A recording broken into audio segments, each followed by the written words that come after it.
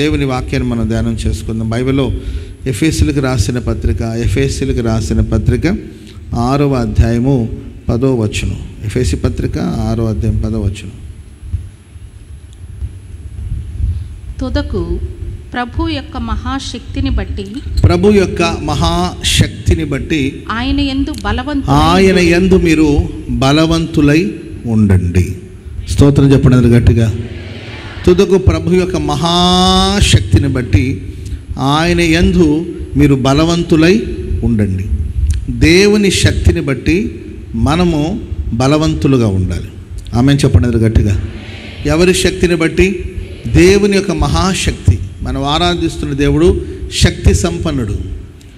ఆయన మహాశక్తి కలిగిన వాడు. లోకంలో ఎన్నో శక్తులు ఉన్నాయి. దురాత్మ శక్తులు, చీకటి శక్తులు, సాతాను శక్తులు, అవన్నీ శక్తులు అంటారు వాటిని. కానీ మనం ఆరాధిస్తున్న దేవుడు మహాశక్తి సంపన్నుడు. స్తోత్రం చెప్పండి గట్టిగా. ఆయన మహాశక్తిని కొలిచే యంత్రం ఇప్పటి వరకు ఎవరూ కనుగొనలేదు. ప్రకృతి ఆయన ఆయుధం అంటారు. ప్రకృతి దేవుని యొక్క ఆయుధం అంటారు. ఆ ప్రకృతి ఎదుట ఎవరు నిలబడలేకపోతున్నారు. వచ్చే వరదలు కానీ, జరిగే భూకంపాలు కానీ, ఇవన్నీ జరుగుతుంటే ఎవరు మనిషి తెలివి, మనిషి యొక్క జ్ఞానం ఎదిరించలేకపోతున్నాయి. ఏంటండి, వాటిని అడ్డుకోలేకపోతున్నాయి. అంత మహాశక్తి సంపన్నుడు మనం ఆరాధించే దేవుడు. స్తోత్రం చెప్పడం గట్టిగా. వీటికి ఒక ఎగ్జాంపుల్ వచ్చేసి రీసెంట్గా జరిగిన దుబాయ్లో జరిగిన ఒకే రోజు సంవత్సరంలో కురిసే వర్షం ఒకే రోజులో 1 గంటలో కురిసేసిందంట. ఒక 1 year అంతా కురవలసిన వర్షం, ఒక సంవత్సరానికి సరిపడే వర్షం ఒకే రోజు 1 గంటలో కురిసింది. వాళ్ళ తెలివి, వాళ్ళ జ్ఞానము ఏమీ చేయలేకపోయిందండి. వాళ్ళు తప్పించుకోలేకపోయారు, రక్షించుకోలేకపోయారు, వాళ్ళు కాపాడుకోలేకపోయారు. ఘోరమైన ప్రమాదం. జస్ట్ వర్షం ఎదిరించలేకపోయారు. కాబట్టి ఈ ప్రకృతి అంతా దేవుని యొక్క స్వాధీనంలో ఉంది. ఆమెను చెప్పండి గట్టిగా. ప్రకృతి దేవుని యొక్క ఆయుధం. మనం ఆరాధించే దేవుడు మహాశక్తి సంపన్నుడు. ఆయన శక్తిని కొలిచే యంత్రంగా ఆయన శక్తిని తెలుసుకునే యంత్రం ప్రపంచంలో ఎవరు ఇంకా కనుగొనలేదండి, కనుగొనలేరు కూడా. ఆయన మహాశక్తి సంపన్నుడు. మరి ఆ మహాశక్తి సంపన్నుడైన దేవుని బట్టి మనము ఆయన శక్తిలో నుండి ఆయన శక్తిని మనం పొందుకొని దేవుని స్థలంలో బలవంతులుగా నిలబడాలి. చప్పట్లు కొడుతూ మొదలు గట్టిగా. బైబిల్లో భక్తులందరూ కూడా అలా బలపరచబడుతూ వచ్చారు. యెహోషువ స్ట్రెంగ్త్ బూస్ట్, ఏంటంటే సీక్రెట్ ఆఫ్ మై ఎనర్జీ అంటుంటారు. అంటే బూస్ట్ తాగితే ఎనర్జీ వస్తుంది. ఏదొచ్చింది ఎనర్జీ? ఊరికి జస్ట్ అడ్వర్టైజ్మెంట్ కోసం చెప్తూ ఉంటారు. మేబీ కొంత ఉండొచ్చు, కాదని మనం అనలేము. బూస్ట్ తాగితే ఎనర్జీ వచ్చేస్తాను అంటూ ఉంటారు కొంతమంది. అది కొంతవరకే తాత్కాలికమైనవి, ఆ కొద్దిసేపుకే ఉండొచ్చేమో. ప్రేమైన వర్లరా, యెహోషువ యొక్క ఎనర్జీ యొక్క సీక్రెట్, ఇశ్రాయేలు ప్రజని నడిపించిన గొప్ప నాయకుడు, ఇశ్రాయేలు ప్రజలకి స్వాస్థ్యాన్ని పంచిన నాయకుడు. నడిపించడం ఒక ఎత్తు అయితే పంచడం, ప్రైజ్లా. ఇప్పుడు మీ అందరం కూర్చోబెట్టి వాక్యం చెప్పడం ఈజీ, మేము నడిపించడం ఈజీ. అటు వెళ్ళండి, పందిరి కిందకి వెళ్ళండి, అటు వెళ్ళండి, ఇటు వెళ్ళండి అని చెప్పడం ఈజీ. మీ అందరికీ తలాగో గ్లాస్ మజ్జిగ కానీ మంచినీళ్ళు కానీ ఇవ్వాలంటే అది అంత ఈజీ అయిన పని కాదు. పంచడం చాలా కష్టం. పెంచడం ఈజీ ఏమో కానీ పంచడం చాలా కష్టం. అర్థమైందండి? ఇశ్రాయేలు ప్రజలందరికీ వాళ్ళ స్వాస్థ్యం పంచాలి. పంచినప్పుడు ఇది నాకు కావాలి, అది నాకు కావాలి, ఇది నాకు కావాలి అని అంటారు. మరి వాళ్ళందరికీ స్వాస్థ్యాన్ని దేవుడు చెప్పిన మాటను బట్టి పంచగలిగిన సామర్థ్యం, శక్తి. ఆకాశంలో సూర్యుడిని ఆపాడు, చంద్రుడిని ఆపాడు, ఎరికో ప్రాకారాలు కూలిపోయాయి, యోర్దాను ఏకరాశిగా నిలబడింది. Praise lord. మోషే భూమి మీద అద్భుతాలు చేస్తూ వస్తే యెహోషువ ఏకంగా ఆకాశంలోనే అద్భుతాలు చేస్తూ వచ్చాడు. స్తోత్రం చెప్పండి గట్టిగా. వీటన్నిటికీ సీక్రెట్ ఏంటి? ఈ ఎనర్జీకి, ఈ శక్తికి, ఈ పవర్కి ఆ మూలాలు ఏంటని ఆలోచిస్తే యెహోషువ దేవుని మందిరాన్ని విడిచేవాడు కాదంట. దేవుని మందిరంలో దేవుని గుడారాన్ని విడిచి బయటకు వచ్చాడు కాదు. అందరూ ఆ గుడారంలో పని చూసుకుని, మోషే ఆల్సో ప్రార్థన చేసుకుని ఆయన వెళ్ళిపోయాడు. కానీ గుడారం నుండి వెలుపటికి వచ్చేవాడు కాదు యెహోషువ. దేవుని మందిరమే తన ఎనర్జీ. స్తోత్రం చెప్పండి గట్టిగా. దేవుని మందిరమే తన శక్తి. హల్లెలూయా. ఆయన శక్తికి మూలం, ఆయన బలవంతులుగా మారడానికి మూలం ఏంటంటే దేవుని మందిరాన్ని విడిచి. ఈరోజు మనం చాలాసార్లు మనుషులే మన బలం అనుకుంటారు. ఫలానా వాడే నా బలం, నా భార్య నా బలం అండి పాస్టర్ గారు అంటుంటారు. నా భార్య లేకపోతే అసలు ఏం లేదండి, అసలు నా భార్యనండి, అస్సలు నాకు ఏ బాధ లేకుండా అంతా చక్క పెడుతుంది పాస్టర్ గారు. నా భార్యను చూసి మీరు భూమి 3 అడుగులే ఉందని అనుకుంటారేమో, కానీ ఆ 3 అడుగులో ఆ చిన్న బుర్రలో ఏముందో తెలియదండి. అసలు ఆమె లేకపోతే నేను లేనండి అంటుంటారు కొంతమంది. ఆమె లేకపోతే ఈయన లేరంట. కొంతకాలం తర్వాత సడన్గా ఏదో ప్రమాదంలో ఆమె పోయింది, మరి ఈయన ఉన్నాడు. నేను అన్న ఆమె లేకపోతే నువ్వు లేవు కదా, నువ్వు కూడా పోవచ్చు కదంటే ఊరుకోండి పాస్టర్ గారు, జోకులు వేయద్దు ఆట. అర్థమవుతుందండి. ఫలానా వాళ్ళు నమ్మను. యాకోబు దేవుడు తనకు ప్రత్యక్షమై ఆకాశాన్ని నిచ్చెన వేయబడడం, దేవదూతలు ఎక్కుచూ దిగుచూ ఉండడం, ఇవన్నీ చూసినప్పుడు యాకోబు ఏమని ప్రార్థన చేశాడు? తినుటకు ఆహారము, చెప్పేసేయాలి మీరు, ఇంకా వెతకడం కాదు. తినుటకు ఆహారమును, ధరించుకొనుటకు వస్త్రములు నాకు దయచేసిన ఎడల యెహోవా నాకు దేవుడై ఉండును. నేను వెళ్ళుచున్న మార్గంలో నన్ను కాపాడేది, నేను తిరిగి నా తండ్రి ఇంటికి క్షేమముగా వచ్చునట్లు దేవుడు నాకు తోడై ఉండి నేను వెళ్ళుచున్న ఈ మార్గములో నన్ను కాపాడి. ఎక్కడ కాపాడాలంట? ఎక్కడ కాపాడాలి? నేను వెళుతున్న మార్గంలో. సరిపోతుందా? మార్గంలో కాపాడితే సరిపోతుందా? నేను వెళ్ళుచున్న మార్గంలో నన్ను కాపాడి తినుటకు ఆహారమును, ధరించుకొనుటకు వస్త్రములు నాకు దయచేసిన. ఎక్కడ తినుటకు ఆహారము? దారిలో, జర్నీ కోసం, ప్రయాణాలు, చపాతి, ఆ తర్వాత పులిహోర, దాంట్లో కోడిగుడ్డు, అర్థమైందండి, మరమరాలు, ఇదేదో ఉంటుంది. దారిలో మన ప్రయాణానికి పెరుగన్నం, దాంట్లో ఒక ఆవకాయ బద్ద, ఇది మన దారిలో. ఈయన ఏమని ప్రార్థన చేశాడు తెలుసా? ప్రభువా, నేను వెళుతున్న మార్గంలో నన్ను ప్రొటెక్ట్ చేసి దారి పొడుగున నాకు అంత ఫుడ్డు, అంత వాటర్ ఇచ్చి ఆ తర్వాత నన్ను ప్రొటెక్ట్ చేస్తే ఇది చాలా బాబు అని అడిగాడు. అంటే అతని అభిప్రాయాలు ఏంటంటే దారిలో ఎట్టుంటే దాటేస్తే ఆ దారిని దాటిన తర్వాత గమ్యానికి వెళ్ళిన తర్వాత ఎవరున్నారు అక్కడ ఎవరున్నారు? మా మేనమామ ఉన్నాడు, మా మామయ్య ఉన్నాడు. దారిలోనే నాకు ఎవరు లేరు. ఇంటి దగ్గరేమో అమ్మ నాన్న ఉన్నారు, అక్కడేమో మామయ్య ఉన్నాడు. ఇంటి దగ్గర అమ్మ నాన్న చూసుకున్నారు, అక్కడ మామయ్య ఉన్నాడు. ఈ దారిలో వెళ్ళేటప్పుడు కొంచెం ఇబ్బందిగా ఉంది కాబట్టి ఈ దారి వరకు నన్ను కాపాడు ప్రభువా, అక్కడికి వెళ్ళిన తర్వాత ఆయన చూసుకుంటున్నాడు. చూసుకున్నాడా? ఆడు మేలు చేయకపోగా 20 సంవత్సరాలు ముచ్చమట్లు పట్టించాడు, 20 సంవత్సరాలు ఉక్కిరి బిక్కిరి చేశాడు. ఆయన కష్టమంతా ఎడడి లాగేశాడు, ఆయన శ్రమనంతా లాగేశాడు. మనం చాలాసార్లు ఆయన ఉన్నాడు, ఈయనున్నాడు, అక్కడికి వెళ్తే ఆయన ఉన్నాడు, ఇక్కడికి వెళ్తే ఈయనున్నాడు. నాకేంటయ్యా? స్తోత్రం చెప్పండి గట్టిగా. ఒక ఆమంటది, నాకేంటయ్యా, ఎట్టున్నాడు చూడు, అసలు తాడి చెట్లాగా ఎదిగిన నా కొడుకున్నాడు. పిలిచి పిల్లనిస్తారయ్యా. ఏంటంట? పిలిచి పిల్లనిస్తారయ్యా. మావాడు డబల్ MA చేశాడయ్యా, PhD చేశాడు, అది చేశాడు. మాకేంటి కొదవయ్యా, అసలు పిలిచి పిల్లనిస్తానన్నారు. ఏంటండి, కొన్నాళ్ళ తర్వాత మొహం మాడిపోయింది ఆ తల్లికి. ఏంటమ్మా అని అడిగితే ఆడికి పెళ్ళి కావట్లేదు. అమ్మ అదే కదయ్యా, తాడి చెట్టు అనేసరికి వచ్చిన వాళ్ళది ఈ తాడి చెట్టు నేను చేసుకుంటామని వెళ్ళిపోతున్నారు. అదే ఆ గర్వమే తగ్గించుకుంటే మంచిది. ప్రైజ్ ది లార్డ్, హల్లెలూయా. ఈరోజు చాలామంది నాకేంటి నా కొడుకున్నాడు, నాకేంటి నా కూతురుంది, నాకేంటి ఇల్లుంది, నాకేంట్రా బాబు అని ఎవరో నీ బలమని భావిస్తున్నావు, ఎవరినో చూసి మురిసిపోతున్నావు. నాకేంటి కొండంత అండ, కావలసినంత డబ్బు ఉంది, కావలసినంత మనీ ఉంది, బ్యాంకులో బ్యాలెన్స్ ఉంది, నాకేం దిగులు లేదు, నా డబ్బే నా బలం అనుకుంటున్నావా? ధాన్యమే నా బలం అనుకుంటున్నావా? నా బంధువులే నా బలం అనుకుంటున్నావా? మా బంధువైన లాభాన్ని ఉన్నాడు, నాకేంటని అనుకున్నాడండి. కానీ ఆ లాభాన్ని తనకు ముళ్ళుగా మారిపోయిన అవకాశాలు ఉన్నాయి. కాబట్టి దేవుని శక్తిని బట్టి మనం బలవంతులుగా మారాలి. స్తోత్రం చెప్పండి గట్టిగా. హల్లెలూయా. ఏం చెట్టది? యోనా తల మీద మొలిసింది. ఏం చెట్టది? సొర చెట్టు. ఆ చెట్టు మొలిసేసరికి మురిసిపోయాడు అయ్యగారు. అబ్బో, చిరునవ్వు వచ్చేసింది. కొన్నిసార్లు మనం ఎవరినో బలం అనుకుంటాం, ఎవరినో మన స్ట్రెంగ్త్ అనుకుంటాం, కానీ వాళ్ళ వల్ల ఏదైనా బాధ కలిగితే వెంటనే మన ఆనందం ఆ సొర చెట్టును చూసుకొని మురిసిపోయాడు ఆయన. దేవుడు ఒక పురుగును పుట్టించాడు. నీవెవరో నీ బలం అనుకుంటున్నావు కదా, దేవుడు ఒక పురుగును పుట్టిస్తాడు.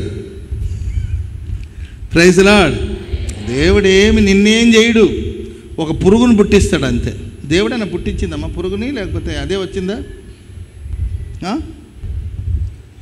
దేవుడు పుట్టించాడు పురుగుని, లేకపోతే ఆ పురుగే వచ్చింది? అదే దేవుడే పుట్టించాడు ఆ పురుగు. మరి అందరిని ఆయనే కదా పుట్టించింది. దేవుడే ఒక పురుగుని ఏర్పరిచాడు. నా బలం, ఈ డబ్బు నా బలం. దేవుడు ఏదో ఒక పురుగుని ఏర్పరుస్తాడు, అది సైలెంట్గా వచ్చి నిన్నేం చేయదు. ఆ సొర చెట్టుని కుట్టేసి వెళ్ళిపోయింది అంతే. ఆ చెట్టు వెంటనే వాడిపోయింది, ఎండిపోయింది. అసలే వేసవి. Praise the lord. చెప్పండి గట్టిగా హల్లెలూయా, హల్లెలూయా. కనుక మన బలం ఎవరండి? చెప్పాలి. నీ బలం ఎవరు? నీ బలం ఎవరు? నన్ను బలపరచువాని యందు, నన్ను బలపరచువాని యందు. ఆయన మనల్ని బలపరిస్తే మనం సమస్తం చేస్తాం. ఆమె చెప్పండి అందరూ గట్టిగా. ఆయన ఇచ్చిన బలాన్ని బట్టి మనం సమస్తము చేయగలము, సమస్తమును చేయగలము, సమస్తమును చేయగలము. నువ్వు నమ్మగలిగితే, నీవు విశ్వసించగలిగితే నీకు అసాధ్యమైనది ఏమీ లేదు. దేవునికే కాదు, దేవునికి కాదు, ఆయన నిన్ను బలపరిస్తే నీకు కూడా అసాధ్యమైనది ఏమీ ఉండదు. పక్కన వాళ్ళని చూసి చెప్పండి, నీకు అసాధ్యమైనది ఏమీ లేదని చెప్పండి. అసాధ్యమైనది ఏమీ లేదు, నీకు సమస్తము సాధ్యమే. నువ్వు సమస్తము చేయగలవు, సమస్తాన్ని చేయగలవు. సముద్రాన్ని పాయలు చేశాడు మోషే. ఆమెను చెప్పండి అందరూ గట్టిగా, గట్టిగా హల్లెలూయా. ఆకాశం నుండి మన్నాని కురిపించాడు. అది వాళ్ళ ఎనర్జీ, వాళ్ళ స్ట్రెంగ్త్ కాదండి, దేవుని వల్ల వాళ్ళు చేయగలిగారు. కాబట్టి నిన్ను కూడా ఈ ప్రశస్త వేళ దేవుడు బలపరచబోతున్నాడు. నువ్వు సమస్తాన్ని చేయబోతున్నావు. ఆయన మహాశక్తిని బట్టి నువ్వు బలవంతుడుగా మార్చబడదువుగాక, మార్చబడదువుగాక. హల్లెలూయా. ఒక పట్టణమంతా మిగులు సంతోషంతో నిండిపోయింది. ఒక పట్టణమంతా, ఒక సిటీ అంతా, ఒక వ్యక్తిని బట్టి, ఒక పర్సన్ని బట్టి, ఒక మనుషుని బట్టి ఒక పట్టణం అంతా మిగులు సంతోషంతో నిండిపోయింది. అది అపోస్తుల కార్యాలు 8వ అధ్యాయము 6వ వచనం ఉంటుంది, చదవండి. జన సమూహములు విని ఫిలిప్పు చేసిన సూచక క్రియలను చూసినందున అతడు చెప్పిన మాట యందు ఏక మనసుతో, ఒక్క మనుషుడు చేసిన సూచక్రియలను చూచి అతడు చెప్పిన మాటల యందు ఏక మనసుతో లక్ష్యం ఉంచారంట. అనేకులకు పట్టిన అపవిత్రాత్మలు పెద్ద కేకలు వేసి వారిని వదిలిపోయాను. పక్షవాయువు గల వారు, కుంటివారు అనేకులు స్వస్థత పొందిరి. అందుకు ఆ పట్టణములో మిగులు సంతోషం కలిగిన. చెప్పండి కూడా దేవునికి స్తోత్రం చెప్పండి గట్టి గట్టి గట్టి. ఒక్క పర్సన్, ఒక వ్యక్తి వల్ల ఒక పట్టణమే మిగులు సంతోషంతో నిండింది. ఆమె చెప్పండి గట్టిగా. మరి నీ వల్ల నీ ఇల్లు సంతోషంతో నింపబడదా? సామాన్యమైన సంతోషం కదా, మిగులు సంతోషం, అత్యధికమైన సంతోషంతో పట్టణం అంతా నిండిపోయింది. నిన్ను బట్టి, నన్ను బట్టి గుంటూరు పట్టణం అంతా మిక్కిలి సంతోషంతో నింపబడునుగాక, నింపబడునుగాక. పట్టణ ప్రజలందరూ మిక్కిలి సంతోషం. ఒక్క పర్సన్, ఒక్క వ్యక్తి ఫిలిప్పును బట్టి, ఆయన చేసిన సూచక్రియలను బట్టి, ఆయన బోధించిన మాటల్ని ప్రజలందరూ లక్ష్యం ఉంచారంట. హల్లెలూయా. ఏక మనసు. ఇప్పుడు నేను వాక్యం చెప్తానే ఉన్నానని కొంతమంది ఆలోచన ఇంకెక్కడో ఉంటుంది. అందరూ లక్ష్యం ఉంచారంటే ఉంచలేదనే చెప్పాలి. నేను చెప్పిన మాటలు అందరూ వింటున్నారంటే వినట్లేదనే చెప్పాలి. కొన్ని పర్యాయాలు ఇంకేదో సడన్గా వాళ్ళకి ఫోన్ రావడమో, లేకపోతే ఏదో మెసేజ్ రావడమో, లేకపోతే ఇంకేదో గుర్తుకు రావడం. అందరూ ఏక మనస్సు లక్ష్యం ఉంచుతారంటే కొన్నిసార్లు లేదనే చెప్పాలి. కానీ పట్టణ ప్రజలందరూ ఆయన మాట మీద లక్ష్యం ఉంచారంటే మరి ఏం బోధించాడు ఆయన, ఏం ప్రకటించుంటాడు? ప్రజలందరి దృష్టి ఆయన బోధ మీద, ఆయన నోట ప్రభు ఉంచిన మాట మీద ఉందండి. ఆ తర్వాత మనుషుల్లో ఉన్న అపవిత్రాత్మలన్నీ కూడా పెద్ద కేక వేసి వదిలిపోయింది. ఆమె చెప్పడం గట్టిగా.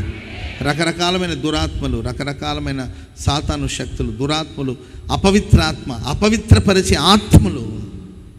ఆమె నీవెక్కడుంటావో అక్కడున్న అపవిత్ర ఆత్మలు, దురాత్మలు ప్రజలను విడిచి తొలగిపోనుగాక, తొలగిపోనుగాక. అపవిత్రాత్మ, దురాత్మ చేసే పని ఏం తెలుసంటే కలవరాన్ని రేపుతాడు, కన్ఫ్యూజన్లో పెట్టేస్తాడు మనల్ని. సైతాన్ గారు చేసే పని ఏంటంటే మనల్ని కన్ఫ్యూజన్లో పెట్టేస్తాడు. ఈ పండు తిన్ననాడు మీరు దేవతలు అయిపోతారు. జస్ట్ ఊరికి మారి డైలాగ్ కూడా కాదు. ఇది నిజమా, ఇది నిజమా అన్నాడు. ఏం నిజం బాబు అనింది అవ్వమ్మ. ఈ తోటలోని ఏ పండు మీరు తినకూడదంటగా అంటే, అట్లా కాదయ్యా, అన్నీ తినొచ్చు కానీ ఈ ఆ మధ్యలో ఉంది కదా, దాని గురించి తినొద్దు, దాన్ని చూడొద్దని ఈమె ఇంకొక ఎక్స్ట్రా డైలాగ్ కలిపి చెప్పిందనమాట. ఆడ మన లైఫ్లోకి వస్తేనే మన కన్ఫ్యూజన్లు పడిపోతాం. అంతే, తినాలా వద్దా, తినాలా వద్దా, వెళ్ళాలా వద్దా, వెళ్ళాలా వద్దా, వెళ్ళాలా వద్దా, చేయాలా వద్దా, మాట్లాడాలా వద్దా, కన్ఫ్యూజన్లు పడిపోయారు.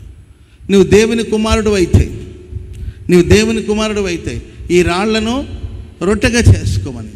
అర్థమైందండి? మనం దేవుని కుమారులు మనకు తెలుసు, కానీ మనం కన్ఫ్యూజన్లు పెడుతున్నాం, మనకి డౌట్ వస్తుంది. Praise the lord. ఆరోగ్యం అంతా బాగానే ఉందా అంటారు. ఆరోగ్యం బాగుందమ్మా అంటే పర్వాలేదు. ఆరోగ్యం అంతా బాగానే ఉందా ఆంటీ గారు అంటే, ఏంటన్నమ్మా మరి ఆ కళ్ళ కింద నల్లగా ఏంటి, కొంచెం చూసుకోకపోయావా హాస్పిటల్కి వెళ్ళి అని మన కన్ఫ్యూజన్ పెడతాడు. మన స్పీడ్గా వచ్చామనుకోండి, ఆ స్పీడ్లో ఎవరికైనా అని వస్తామనుకోండి, ఏంటమ్మాయి ఆయాస పడిపోతున్నట్టున్నావు. నడిచినప్పుడు ఎవరికైనా వస్తుంది ఆయాసం, అది పెద్ద విషయం ఏది ఉందండి. బట్టలు ఉతికేటప్పుడు అమ్మాయి ఏంది అంత అస్ అంటున్నావు, ఉస్ అంటుంటే మామూలే కదా ఆంటీ గారు, అందరూ అంతే కదా అంటారు. అందరూ అండో వేరమ్మా, నీవు అండో వేరమ్మా అని ఏదో ఒక కన్ఫ్యూజన్ పెట్టేస్తారు. Praise the lord. అమ్మాయి మీ ఆయనతో బాగానే ఉంటున్నాడా అని కన్ఫ్యూజన్ పెడతారు. అప్పటిదాకా బాగానే ఉన్నాడు, మొన్న ఏంటో మరి మాట్లాడలేదు నాతో, లేనిపోని అనుమానాన్ని తెస్తుంటారు సైతాన్ గాడు. అట్లా ఎవరైనా మీకు అనుమానం, సాతానా, స్తోత్రం చెప్పండి గట్టిగా, గద్దించాలి సాతాన్ని. Praise the lord. సాతాన్ గాడు ఎప్పుడు జరగని వాటి గురించే మాట్లాడుతుంటాడు. మన జీవితంలో జరగని కార్యాలు ఎన్నో ఉన్నాయి. అన్నీ జరిగిపోయాయా? ఇప్పుడు నువ్వు ₹1,00,000 బంగ్లా కొనాలనుకున్నావు, అయిపోయిందా? అవులా? ఏంటండి 30 లక్షలు పెట్టి కారు కొనాలన్నావు, కొనేసావా? అవునా? Praise the lord. పండంటే ఒక మగపిల్లడికి జన్మం ఇవ్వాలనుకునింది, అయిపోయిందా? అవునా? ఇంకా ప్రైజ్ ది లార్డ్. గుణవతి అయిన భార్య దొరకాలని చెప్పేసి వెతుకుతున్నారు, దొరికారా? దొరకలా, సర్చింగ్లో ఉన్నారు. బాగా డబ్బుండి మంచి ఉద్యోగం చేసి నోట్లో నాలుక లేనివాడు అమాయకుడు లాంటి ఒక భర్త దొరకాలని ఎదురు చూస్తారు. దొరికాడా? బాగా డబ్బు ఉండాలంట, ఏంటంటే బాగా డబ్బు ఉండాలంట, పెద్ద ఉద్యోగం చేయాలంట, ఆస్తి బాగుండాలంట, నోట్లో నాలుక ఉండకూడదంట, ఏమన్నా ఊరుకోవాలంట. అట్లాంటి భర్త కావాలని ఆడపిల్లలు సర్చింగ్లో ఉన్నారు. మేబీ మీ కోరిక దేవుడికి అనుకూలమైతే దేవుడు మీకు దయచేయను కాక. హల్లెలూయా. ఒకడు వాడికి ఆ నోట్లో నాలుగున్నా నాలుగు లేకుండా ఏం చేయాలో మీకు తెలుసు, ఆ నాలుగు పని చేయకుండా ఏం చేయాలో మీకు తెలుసు, అది వేరే విషయం. ప్రేమైన వాళ్ళరా, ఇట్లా మనం ఎన్నో అనుకున్నాము, జరగని కొన్ని కార్యాలు సాతాను గాడు దాన్నే చెప్తుంటే, ఇది జరిగిందా, అది జరిగిందా, దేవుడు నీకు ఇచ్చాడా, దేవుడు నీకు ఏం చేశాడు. Praise the lord. Hallelujah. Abraham pastor గారు పనులు చేయించుకుంటాడు, మిమ్మల్ని పట్టించుకుంటాడా అంటే ఎగ్జాంపుల్ చెప్తున్నాను నేను. ఆ పనులు చేయించుకుంటారు, ఇక్కడ గుడ్డు చాకరీ చేస్తున్నారు, గుడ్డు చాకరీ చేస్తున్నారు, మీకేంటి ప్రయోజనం? మిమ్మల్ని ఎవడేమన్నాడు, కుర్చీలీడా, కుర్చీలు మోస్తున్నారు, మీకేంటి, ఏమైనా ఇస్తున్నాడా మీకు? మీకేమైనా ప్రయోజనం ఉందా? మీకేమైనా లాభం ఉందా? మీకు ఏ రోజైనా దుప్పటి కప్పాడా? వేసవిలో కప్పితే ఉక్కపోస్తుందని కప్పట్లేదు, అంతే. లేకపోతే పెద్ద విషయమా? శాలువ కప్పడం పెద్ద విషయమా చెప్పండి? ఏంటండి దుప్పట్లు కప్పడం పెద్ద విషయం. చెమటలు బట్టి ఇప్పుడే వస్తున్నాం, మళ్ళీ దీంట్లో మళ్ళీ నేను దుప్పటి కప్పాను అనుకో, మళ్ళీ ఉక్కిరి బిక్కిరై ఊపిరాడదేమో అని నేను దుప్పటి కప్పట్లేదు. మీకు ఎప్పుడైనా దుప్పటి కప్పారా? నీకు ఏ రోజున కూల్ డ్రింక్లు ఇచ్చాడా? ఏ రోజున నీకు వందనాలు చెప్పాడా? జరగని వాటి గురించి మాట్లాడుతూ ఉంటాడు.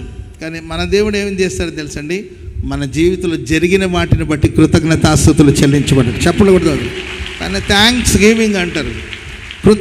కృతజ్ఞతలు చెప్పాలి ప్రభుకి. హల్లెలూయా. అపవిత్రాత్మనంతా వెళ్ళగొడతాడు. ఆ తర్వాత అద్భుతాలు జరిగినాయి, ఆశ్చర్యమైన కార్యాలు జరిగినాయి, రోగులు స్వస్థత పొందారు, పట్టణం అంతా మిగులు సంతోషంతో నిండిపోయింది. కాబట్టి నేను విశ్వసిస్తున్నాను, నిన్ను నిలబెట్టి, సరే ఈయన ఎవరు, ఏ బైబిల్ కాలేజీలో పొందాడు, ఎక్కడ థియాలజీ సబ్జెక్ట్ పూర్తి చేశాడు అంటే మందిరంలో పరిచర్య చేయడానికి కోసం ఎంపిక చేసుకున్న వాళ్ళు ఒక్కడు, పిలిపు, అంతేనా? మందిరంలో పరిచర్య, ఇప్పుడు వాలంటీర్స్, చర్చ్ ఎల్డర్స్ వాళ్ళందరూ ఉన్నారు, కొంచెం పరిచర్య చూసుకుంటూ ఉంటారు. ఇప్పుడు ప్రతిదాన్ని నేను వెళ్ళలేను కదండి, అక్కడుండి కొంచెం వచ్చే వాళ్ళని పట్టించుకోవడం, ఎవరికైనా మంచినీళ్ళు కావాలంటే ఇవ్వడం, ఎవరైనా పిల్లలు తప్పిపోతే వాళ్ళకి హెల్ప్ చేయడం, ఎప్పుడైనా భోజనాలు వడ్డించేటప్పుడు అక్కడుండి కొంచెం ఫుడ్ సర్వ్ చేయడం, వీటి మీద కొందరు నియమిస్తే వాళ్ళలో ఒకడు ఫిలిప్పు.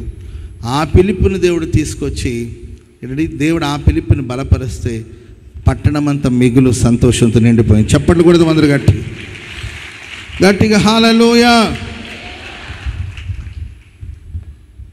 మంచిది. నేను ఈరోజు ఒక 3 సందర్భాలు మీకు చెప్తాను బైబిల్లో నుండి. ఒక 3 సందర్భాలు.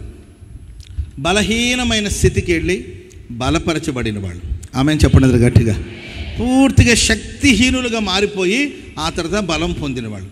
బైబిల్లో రాయబడింది, వాళ్ళు నానాటికి దేవుని వలన బలమునందు జనులు ధన్యులు, వాళ్ళు యాత్ర చేయు మార్గములు వారికి అతి ప్రియములు, వాళ్ళు నానాటికి బలాభివృద్ధి పొందుతారు, వాళ్ళు తప్పక ప్రతివాడు సీయోన్లో కనబడతారు. హల్లెలూయా. చెప్పండి గట్టి హల్లెలూయా. ఓ బలహీనతలోనికి వెళ్ళిపోయి, ఒక శక్తిహీనతలోనికి వెళ్ళిపోయి, ఇక నిల్లన్నమాట, ఇక జీవితం అంతా అయోమయంగా అంధకారంగా మారిపోయిన స్థితికి దిగిపోయి, ఆ స్థితి నుండి దేవుని బలాన్ని బట్టి, దేవుని శక్తిని బట్టి వాళ్ళు మరలా బలవంతులుగా నిలబడిన ఒక 2-3 సందర్భాలు మీకు గుర్తు చేస్తాను. స్తోత్రం చెప్పండి గట్టిగా. చదవండి. మొదటి సందర్భం సమూయేలు మొదటి గ్రంథం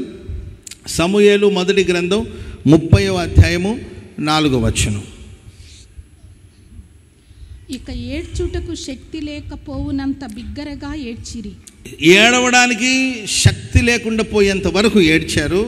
యెజ్రెయేలీయురాలైన అహీనోయము, కర్మేలీయుడైన నాబాలు భార్య అయిన అబీగయీలు అను దావీదు ఇద్దరు భార్యలను చెరలోనికి కొనిపోబడుగా చూచి దావీదు మిక్కిలి దుఃఖపడ్డాడు.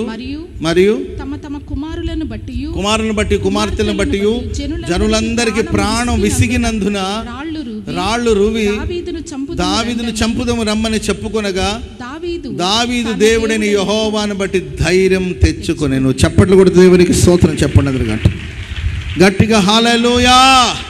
తమ కుమార్తెలను బట్టి వాళ్ళ ప్రాణం విసిగినందున దావీదుతో ఉన్నవాళ్ళు రాళ్ళు రువి దావీదును చంపుదామని అనుకుంటున్న సందర్భం. దాదాపుగా 600 మంది ఎవరిని నా బలమని భావించాడో, ఎవరు నాతో ఉంటారని నమ్మాడో, ఎవరు నాకు సహాయం చేస్తారని నమ్మాడో, ఎవరి ప్రగతికి, అభివృద్ధికి, ఆశీర్వాదానికి రాత్రింపగలు ప్రయాసపడ్డాడో దావీదు, ఆ 600 మంది బలవంతులు దావీదుకు వ్యతిరేకంగా లేచి రాళ్ళు రువ్వి అతన్ని చంపుదాము రమ్మని అనుకుంటున్న సందర్భం అది. తమ పిల్లల్ని బట్టి, కుమార్తెలను బట్టి వాళ్ళు విసిగిపోయిన సందర్భాన్ని అక్కడ మనం చూస్తాం. ఒక శక్తిహీనత, ఓ బలహీనపడిన సందర్భం. ఆమె చెప్పండి గట్టిగా. కొంచెం ఆ వచనాల పైకి వెళ్తే 29వ అధ్యాయం 5వ వచనం నుండి చదవండి. సౌలు ఒక 3 రోజుల ముందు జరిగిన విషయాలు, ఒక 3 days ముందు, ఓ 3 days బ్యాక్ ఏం జరిగిందంటే ఆ పైన 29వ అధ్యాయం 5వ వచనం చదవండి. సౌలు వేల కొలదిగాను దావీదు 10,000 కొలదిగాను హతము చేసిన వారు నాట్యమాడుచు గాన ప్రతిగానము చేయుచు పాడిన దావీదు. సౌలు వేల కొలదిగాను దావీదు 10,000 కొలదిగాను హతం చేసినారు అని నాట్యమాడుచు గాన ప్రతిగానం చేయుచు పాడిన దావీదు. అంటే ఇతని మీద ఓ పాట పాడారు. స్తోత్రం చెప్పండి అందరు గట్టిగా. ఒట్టి పాట అనుకున్నాం, డ్యాన్స్ కూడా వేశారంటే మరి ఏ కోలాట ఆడారో మనకు తెలియదు. Praise lord. లేడీస్ అంతా కలిసి డ్యాన్స్ చేశారంట, పాట పాడారు. ఎవరి గురించి? దావీదు విజయాన్ని గురించి. ఆ సబ్జెక్ట్ని ఇక్కడ గుర్తు చేస్తున్నారు. ఈ దావీదు గురించే కదా ఆ రోజు పాట పాడింది. దావీదు 10,000 కొలదిగా హతమార్చాడు అని దావీదు గురించి పాట పాడారు కదా, ఈ దావీదే కదా. ఆయా సందర్భాల్లో శత్రువులు కూడా మనం పొందిన విజయాన్ని గురించి మాట్లాడతారు. ఆమె చెప్పడదు గట్టిగా. ఇప్పుడు మనకు నచ్చిన వాళ్ళు, మెచ్చిన వాళ్ళు, అబ్రామ్ పాస్టర్ గారిని నచ్చిన వాళ్ళు, ఆయన ఏం చెప్పినా నచ్చుతుంది వాళ్ళకి. అయ్యో ఎంత బాగా చెప్పారండి అంటారు. అర్థమైందండి? అయ్యో ఎంత బాగా పాడారు అంటారు. ఏది మనల్ని అభిమానించే వాళ్ళకి మనం ఏం పాడినా నచ్చుతుంది. మనం అంటే గిట్టని వాళ్ళకి మనం ఎంత బాగా పాడినా ఏందయ్యా అది, ఏంది ఆ గోలేంది, ఆ గోలేంది, ఆ ఈలేంది, ఆ సౌండ్ ఏంది అని మాట్లాడతారు. నచ్చిన వాడికి అబ్బో అది ఎంత పెద్ద సౌండ్లో చెప్తున్నా కూడా ఆహా ఓహో అంటారు. నచ్చని వాడికి ప్రతిదీ తప్పే. అలాంటిది శత్రువులు మాట్లాడుతున్నారు. ఈ దావీదు ఎవరు తెలుసా? సౌలు వేల కొలదిగాను, దావీదు 10,000 కొలదిగాను అని పాడింది ఈయన గురించే కదా. నాట్యం ఆడారు, పాటలు పాడారు, ఈ దావీదు గురించే కదా అని మాట్లాడారు. చదవండి, మా కంటిన్యూ చేయండి. దావీదును పిలిచి యెహోవా జీవంతోడు నీవు నిజముగా యథార్థపరుడివై ఉన్నావు, నీవు నిజమైన యథార్థవంతుడు. ఆమె చెప్పండి గట్టిగా. ఈ మాట మనల్ని ఎవరైనా అంటే మనకి ఎంత సంతోషంగా ఉంటుందండి. నువ్వు నిజంగా, ఇది నిజమండి, నిజం, ఇది నిజం బ్రదర్, మీరు యథార్థవంతుడని మనల్ని ఎవరైనా అంటే మనకి ఎంత సంతోషంగా ఉంటుంది. ఓ రాజు అంటున్నాడు, ఆకీష్ రాజు, నువ్వు నిజంగా యథార్థవంతుడివి. దండులో నీవు నాతో కూడా సంచరించుట నా దృష్టికి అనుకూలమే, నా దృష్టికి అనుకూలమే. నీవు నా యొద్దకు వచ్చిన దినము నుండి, నీవు నా దగ్గర వచ్చినప్పటి నుండి నేటి వరకు నీ యందు ఏ దోషము, నీ యందు నేను ఏ దోషము చూడలేదు. స్తోత్రం చెప్పండి అది గట్టిగా. ఇలా మనల్ని మనుషులు మెచ్చుకుంటే ఎంత బాగుంటుందండి. నీవు యథార్థవంతుడు, నిజం, నీవు యథార్థవంతుడివి. నీవు నా దగ్గర వచ్చినప్పటి నుండి నీలో ఏ దోషం నేను చూడలేదు. ప్రైజ్ ది లార్డ్, హల్లెలూయా. పక్కన వాళ్ళని చూసి చెప్పండి, నిజంగా మీరు యథార్థవంతులు అని చెప్పండి. నిజంగా మీరు యథార్థవంతులు. ప్రైజ్ ది లార్డ్, హల్లెలూయా. ఇంకా చదువుకుంటూ వెళ్తే, నీవు నా దృష్టికి దైవదూత వల్లే కనబడుతున్నావు. ఆమె చెప్పండి అది గట్టిగా. పక్కన వాళ్ళని చూసి చెప్పండి, దేవదూత ఎక్కడో లేడు. పక్కన వాళ్ళని చూసి చూడండి, దేవదూత ఎక్కడో లేడు, నా పక్కన కూర్చొని నీవే దూత. హల్లెలూయా, హల్లెలూయా. నీవే ఏం ఇలా అంతా మనకు చెప్తుంటే ఎంత బాగుంటుందో. ఒకరోజు ఆమె పక్కన ఆరాధనలో కూర్చో, అయ్యో ఆ ఎక్క రాలేదే, ఆ ఎక్క వస్తే నన్ను దేవదూత అని పిలిచేది. ఏదో ఒక 3 days బ్యాక్ అది ఉక్కిరి బిక్కిరి చేసేసింది దావీదుని. పరవశంతో పరవళ్ళు త్రొక్కాడు ఒక 3 days బ్యాక్ అంతేక. ఆ తర్వాత నిదానంగానే చెప్పాడు, మా వాళ్ళు కొంచెం ఇబ్బందిగా ఉంటున్నారు, నీలో ఏం తప్పులేదు దావీదు, మిస్అండర్స్టాండింగ్ వద్దు అని చెప్పంటే, ఓకే దాని గురించి ఏముందిలేండి అని దావీదు కూడా అక్కడ నుండి బయలుదేరి వచ్చాడు. ఒక 3 days అంతే, ఒక 3 రోజుల క్రితం. ప్రియులరా, ఒక 2 రోజుల క్రితం, 3 రోజుల క్రితం, నెల రోజుల క్రితం నువ్వెంతో సంతోషంగా ఉన్నావేమో, ఎంతో హ్యాపీగా గడిపావేమో. లైఫ్ ఇలాగే ఉంటుందేమని భావిస్తాం మనం కొన్నిసార్లు. విజయం మనల్ని వరించినప్పుడు, మనుషులు మనల్ని ప్రేమించినప్పుడు, మనుషులు మనల్ని పొగుడుతున్నప్పుడు లైఫ్ అంతా ఇలాగే ఉంటే ఎంత బాగుంటుందో అని మనం అనుకుంటాం. కానీ మనం అనుకునే దానికి భిన్నంగా జరుగుతుంది కొన్నిసార్లు. 3 days గడిచిందండి. వాళ్ళు సిక్లకు వచ్చి చూస్తే వాళ్ళ ఫ్యామిలీస్ లేవు, మొత్తం చెరగా కొనిపోబడ్డారండి. అప్పుడు అందరూ శక్తి లేనంతగా, శక్తినంతా పోగొట్టుకుని, శక్తినంతా కూడగట్టుకొని ఏడ్చారు. ఇక ఏడవడానికి శక్తి లేదు. ఒక్కొక్కసారి మనం ఏడ్చి మనకు సౌండ్ కూడా రాకుండా గాలి వస్తూ ఉంటుంది. నేను చెప్తా ఉంటాను, అంటుంటారు కొంతమంది. ఏంటమ్మంటే అంటే ఏడ్చి ఇంకా మనకు సౌండ్ రాదు, గాలే వస్తుంది అనమాట. అట్లా ఏడ్చారు. సరే, ఏడ్చిన వాళ్ళు అంతవరకు ఊరుకున్నారంటే దావీదుకు వ్యతిరేకంగా వాళ్ళందరూ లేచారు. కొన్నిసార్లు మీరు చూడండి, మంచి జరిగితే అంతా పంచుకుంటారు, నష్టం జరిగితే, మంచి జరిగినప్పుడు అందరూ పంచుకుంటారు, నా వల్లనే అని. కానీ నష్టం జరిగినప్పుడు స్తోత్రం చెప్పండి అందరూ గట్టిగా.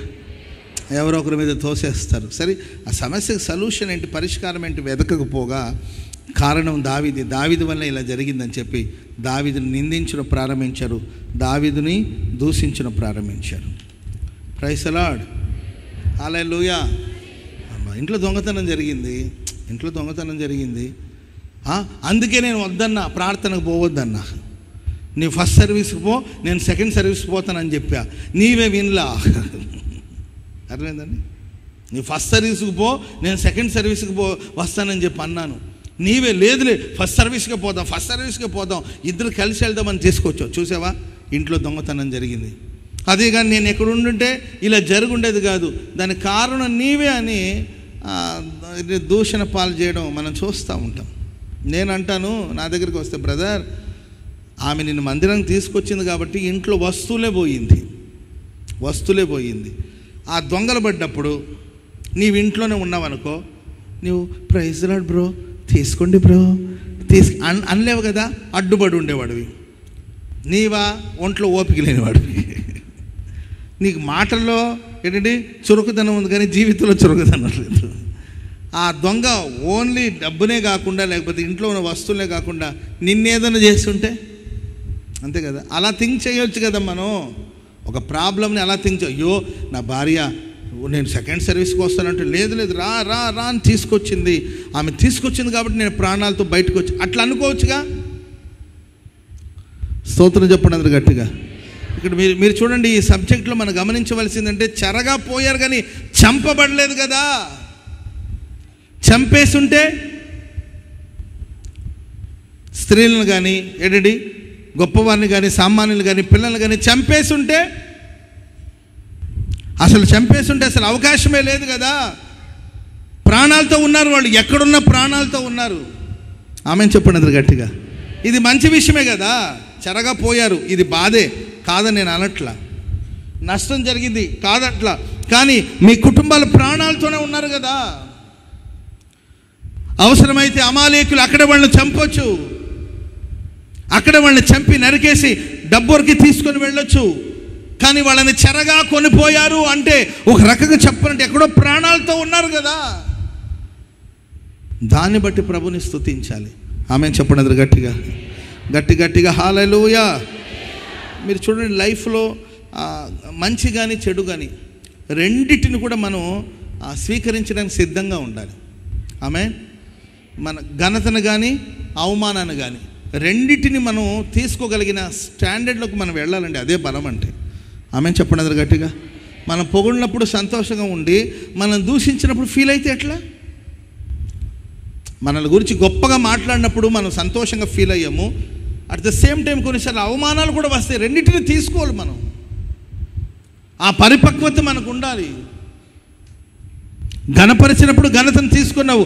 ఆయా సమయాల్లో కొండల మీదకి ఎక్కించేది ఆయన, లోయలో నడిపించేది కూడా ఆయనే. కొండ లోయలో నడిపిస్తాడు, అదే సమయంలో మైదాన ప్రదేశంలో ప్రభు నడిపిస్తాడు. అన్నిటినీ మనం అంగీకరించాలి, రిసీవ్ చేసుకోవాలి, ఒప్పుకోవాలి. మనం ఆ స్థాయికి చేరుకోవాలి మనం. అదే బలం అంటే. పూలమాల వేస్తారండి, పూలమాల వేసి సన్మానించే వాళ్ళు ఉంటారు. రాళ్ళ దెబ్బలు కూడా పడతాయి కొన్నిసార్లు. అంగీకరించాలి మనం. స్తోత్రం చెప్పండి అందరు గట్టిగా. కొన్నిసార్లు మేము మీటింగ్ వెళ్తాము, అక్కడ మాకు శాలువాలు కప్పి సన్మానం చేస్తారు. ఒక్కొక్క చోటున దూరం నుండి రాళ్ళు రువ్వుతూ ఉంటారు, రాళ్ళ దెబ్బలు తగులుతుంటాయి. రాళ్ళ దెబ్బలు తగులుతుంటాయి. ఏసన్ గారు ఒక సభకి వెళ్తే అక్కడ వాక్యం చెప్తుంటే కాళ్ళకు ఊరికి ముళ్ళు గుచ్చుకుంటూ ఉందంట. ఏసన్ గారిని ఒకరు మీటింగ్ పిలిచి వాక్యానికి చెప్తే ఆయన నిలబడిన ఆ చోట కాళ్ళకి ఏదో గుచ్చుకుంటూనే ఉందంటండి. ఏంట్రా బాబా నీకు మధ్యలో మెసేజ్ ఆపలేరు కదండి, గుచ్చుకుంటుందండి, కాళ్ళ నుండి బ్లడ్ వస్తుందంట. సరే మధ్యలో ఆపలేక సరే చూద్దామని చూసి ఆ తర్వాత అప్పటికి కాళ్ళంతా పోసుకోపోయి రక్తసిక్తంగా మారిపోయిందంట అరికాళ్ళంతా ఏసన్ గారికి. ఆ తర్వాత మీటింగ్ అయిన తర్వాత ఎవరిని పిలిచినా ఏందో ఊరికే కాళ్ళు గుచ్చుకుంటుంది చూడండి అని చెప్పి ఆ కార్పెట్ అలా పైకి తీస్తే, లేకపోతే దుప్పట్లాంటిది ఏదో వేశారు, దాన్ని అలా పైకి తీస్తే దాని కిందంతా ముళ్ళు పోసున్నారంటండి. ముళ్ళు పోసేసి దాని మీద ఒక దుప్పటి వేసేసి అక్కడ ఏసన్ గారిని వాక్యం చెప్పమంటే ఆయన కాళ్ళని చీరిపోయి రక్తం గారుతుందంట. ఎవరినేమంటాడు ఇంకా అన్న? ఇప్పుడు కార్పెట్ మీదకి ముళ్ళు వచ్చిందంటే ఒకటో రెండో అంటే పర్వాలేదు, అర్థమండి. ఆ ముళ్ళు తీసుకొచ్చి అట్లా పరిసేసి దాని మీద దుప్పటేశారు. ఎవరు చేస్తుంటారు దీన్ని? ఏసన్ గారు నడిచిన మార్గం అంతా పూల పాన్పు అనుకోవద్దు, పూల మాట అనుకోవద్దు. ఆయన ఏంటండి ఆయన్ని ప్రేమించి అభిమానించి ఆయన నెత్తి మీద ఎక్కించుకొని వాళ్ళు ఉన్నారు, ఆయన భుజాల మీద మోసిన వాళ్ళు కూడా ఉన్నారు. స్తోత్రం చెప్పండి అది గట్టిగా. ఏసన్ గారు అంత బురద అయిపోతే ఆ బురదలో వెళ్ళలేకపోతే అక్కడున్న విశ్వాసులు అక్కడ మీటింగు ఇదంతా బురద, అక్కడికి వెళ్ళాలి, సరే బట్టలంతా మురికి అయిపోతుంది, ఎట్లా వెళ్ళాలని చూస్తుంటే అక్కడున్న నలుగురు ఏసన్ గారు అలా పైకి ఎత్తుకొని ఏంటండి చేతుల మీద ఇలా మోసుకుంటూ వెళ్ళి స్టేజ్ దగ్గర దించేశారంట. బ్రహ్మాండంగా వాక్యం చెప్పాడు. వాక్యం చెప్పిన తర్వాత మరలా అలాగే చేతుల మీద తీసుకొచ్చి కారు దగ్గర దించారు. అట్లాంటి వాళ్ళు అన్నను గుండెలో మోసిన వాళ్ళు ఉన్నారు, భుజాల మీద మోసిన వాళ్ళు ఉన్నారు. అదే సమయంలో ముళ్ళు అన్నీ అంగీకరించాడు. ఎవరిని దూషించలేదు ఏసన్ గారు, ఎవరిని నిందించలేదు. ఆ అనుభవాలు మాకెందుకు పంచాడంటే లైఫ్లో ఇలాంటివి వచ్చినప్పుడు దాన్ని సంతోషంగా అంగీకరించండి. కృంగిపోవద్దు అలాంటి సమయంలో. ఎవరు వేశారో, ఎందుకు వేశారో ఏంటో. ప్రైజ్ లార్డ్, హల్లెలూయా. అంగీకరించలేదు ఆయన.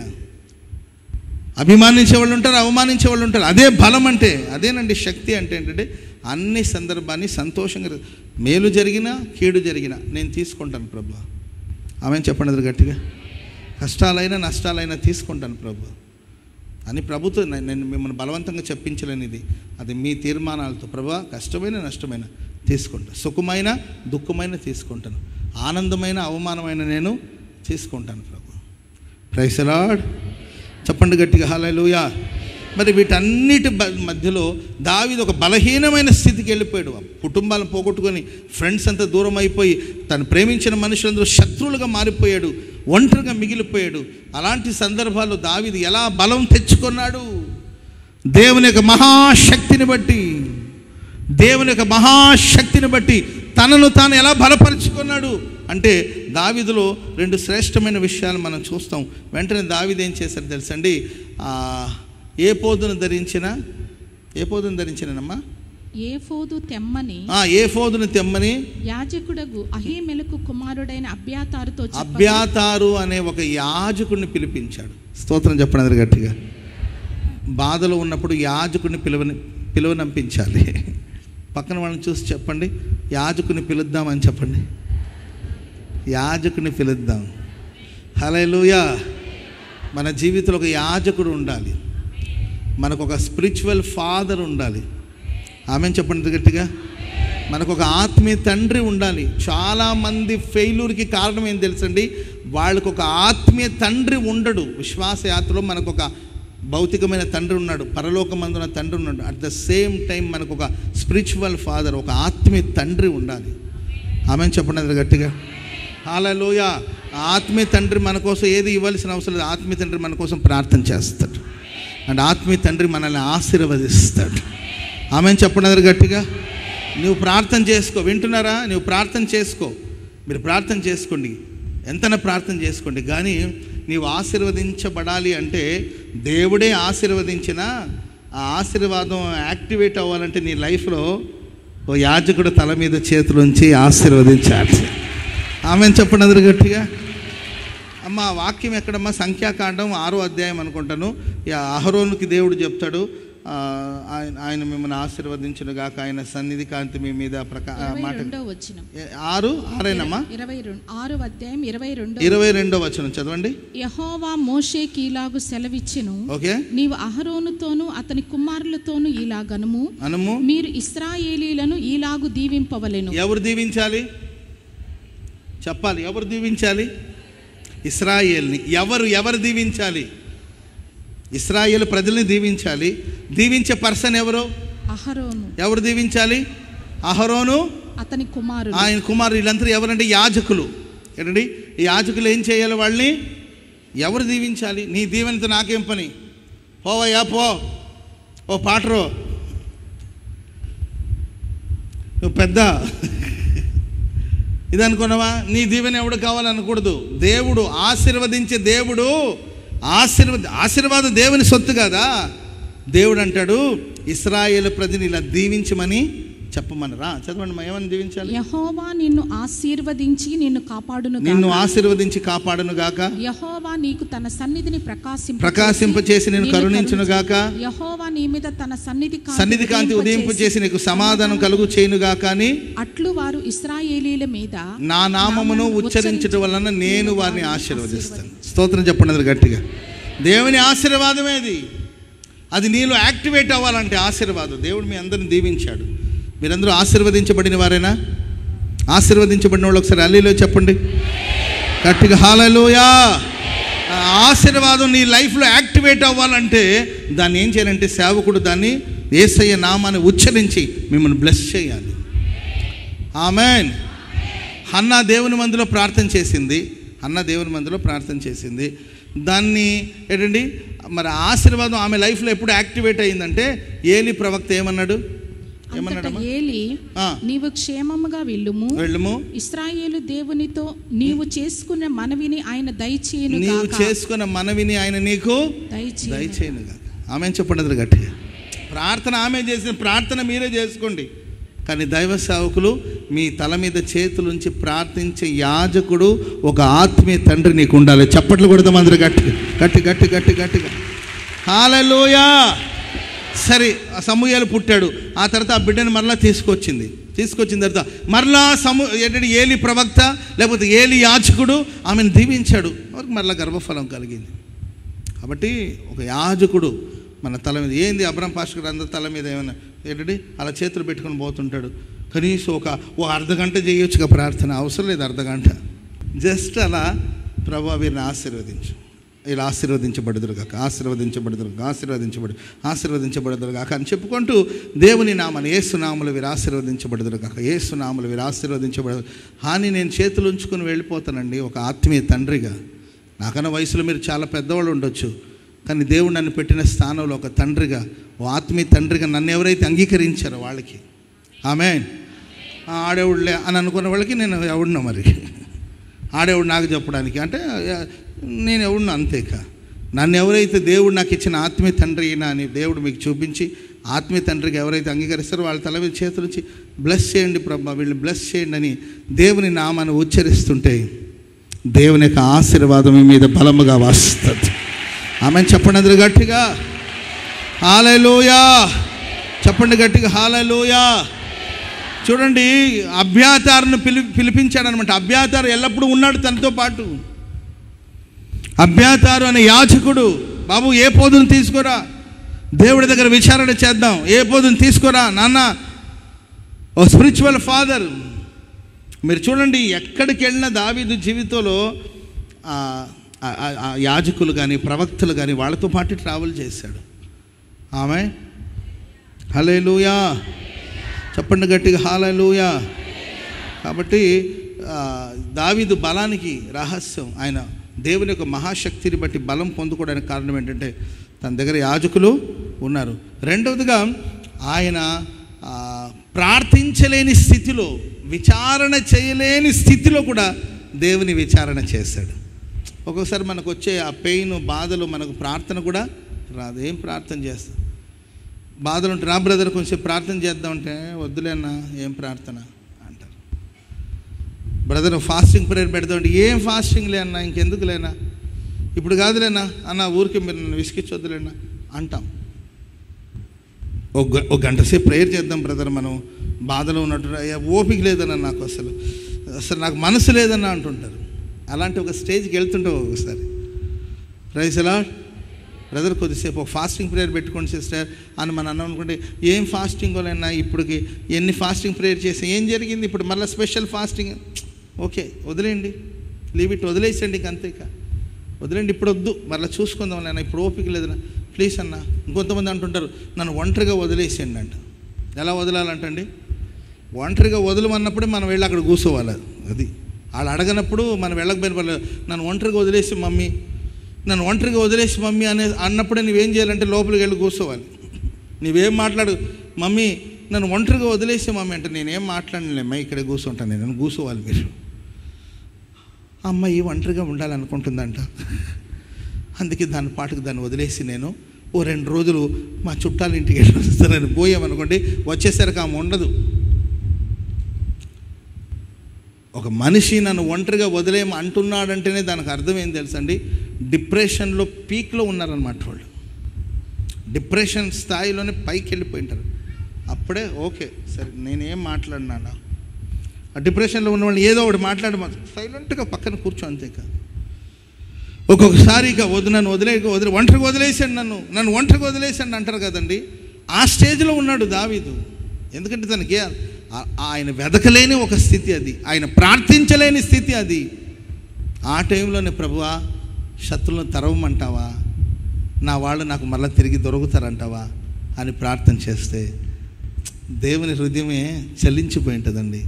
దేవుడు అన్నాడు, నీవు తరుము శత్రువుల్ని, తప్పక నీ వారందరూ నీవు దక్కించుకుంటావు. చప్పట్లు కొడదాం అందరూ గట్టి గట్టి గట్టి గట్టిగా. ఇలా నాకెవ్వరూ లేరనుకొనగా నాధరి చేరితివే,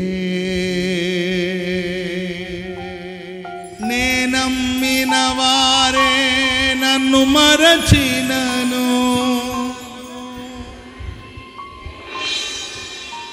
ఇవన్నీ ఊరికే రాశాను అనుకుంటున్నారా? ఇవన్నీ ఊరికే రాశాను అనుకున్నాను. ఒక్కొక్కసారి మనం మనుషుల మీద ఓవర్గా డిపెండ్ అవుతాం, ఎక్కువగా ప్రేమిస్తాం కొందరిని. సో ఈయన ఉన్నారు, మనకేం ప్రాబ్లం లేదని అనుకుంటాం. కొన్నిసార్లు మన మిత్రులే శత్రులుగా మారిపోతారు. Praise lord. చాలా చూశానండి లైఫ్లో. నేను ఊరికే చెప్పట్లేదు, ఇవన్నీ నా లైఫ్లో చాలా చూశాను. నేను నాకున్న అనుభవం తక్కువే కావచ్చు, చాలా చూశాను నేను. వీళ్ళు ఓకే, వీళ్ళు పర్ఫెక్ట్, వీళ్ళు ఉన్నారు, నాకేంటి బాధ, భయం. మనుషులమే కదండి, నేనేం ఏంజల్ని కాదు కదా, నేనేం దేవదూతను కాదు కదా, మనిషిని. కాబట్టి మనుషుల మీద నమ్మకం ఉంచడం, మనుషుల మీద ఆధారపడడం, ఆనుకోవడం అనేది జరుగుతుంది. కానీ మనం నమ్మిన మనుషులే మనల్ని మోసం చేస్తే, నమ్మిన మనుషులు మనల్ని ఒంటరి వాళ్ళగా మార్చేస్తే, సరే ఒంటరిగా మార్చడం వేరండి, కండవాళ్ళు మారుస్తూ ఉంటారు. Praise lord. ఏం మారుస్తారు? మొన్నటిదాకా ఈ పార్టీలో ఉన్నాడు, ఈజీగా ఆ పార్టీలోకి వెళ్తావురా బాబు? ఏంటండి కండవ మార్చడం అంత ఈజీయా? Praise lord. అప్పుడు రాసిన పాట ఇది. ఇలా నాకెవ్వరు లేరను కొనగా నాదరి చేరితివే, నేనమ్మిన వారే నన్ను మరచినను మరువని దేవుడవు. ఇలా నాకెవ్వరు లేరను కొనగా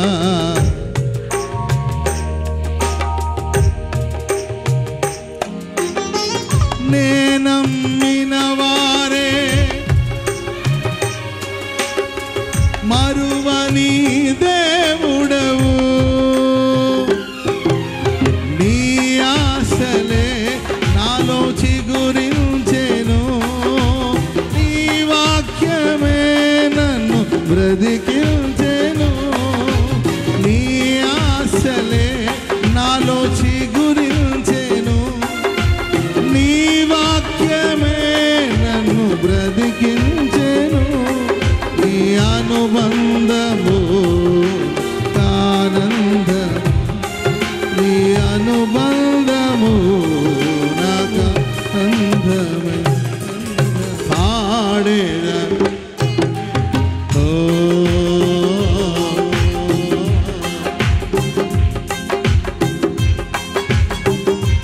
నీవే నా ప్రేమానురాగం,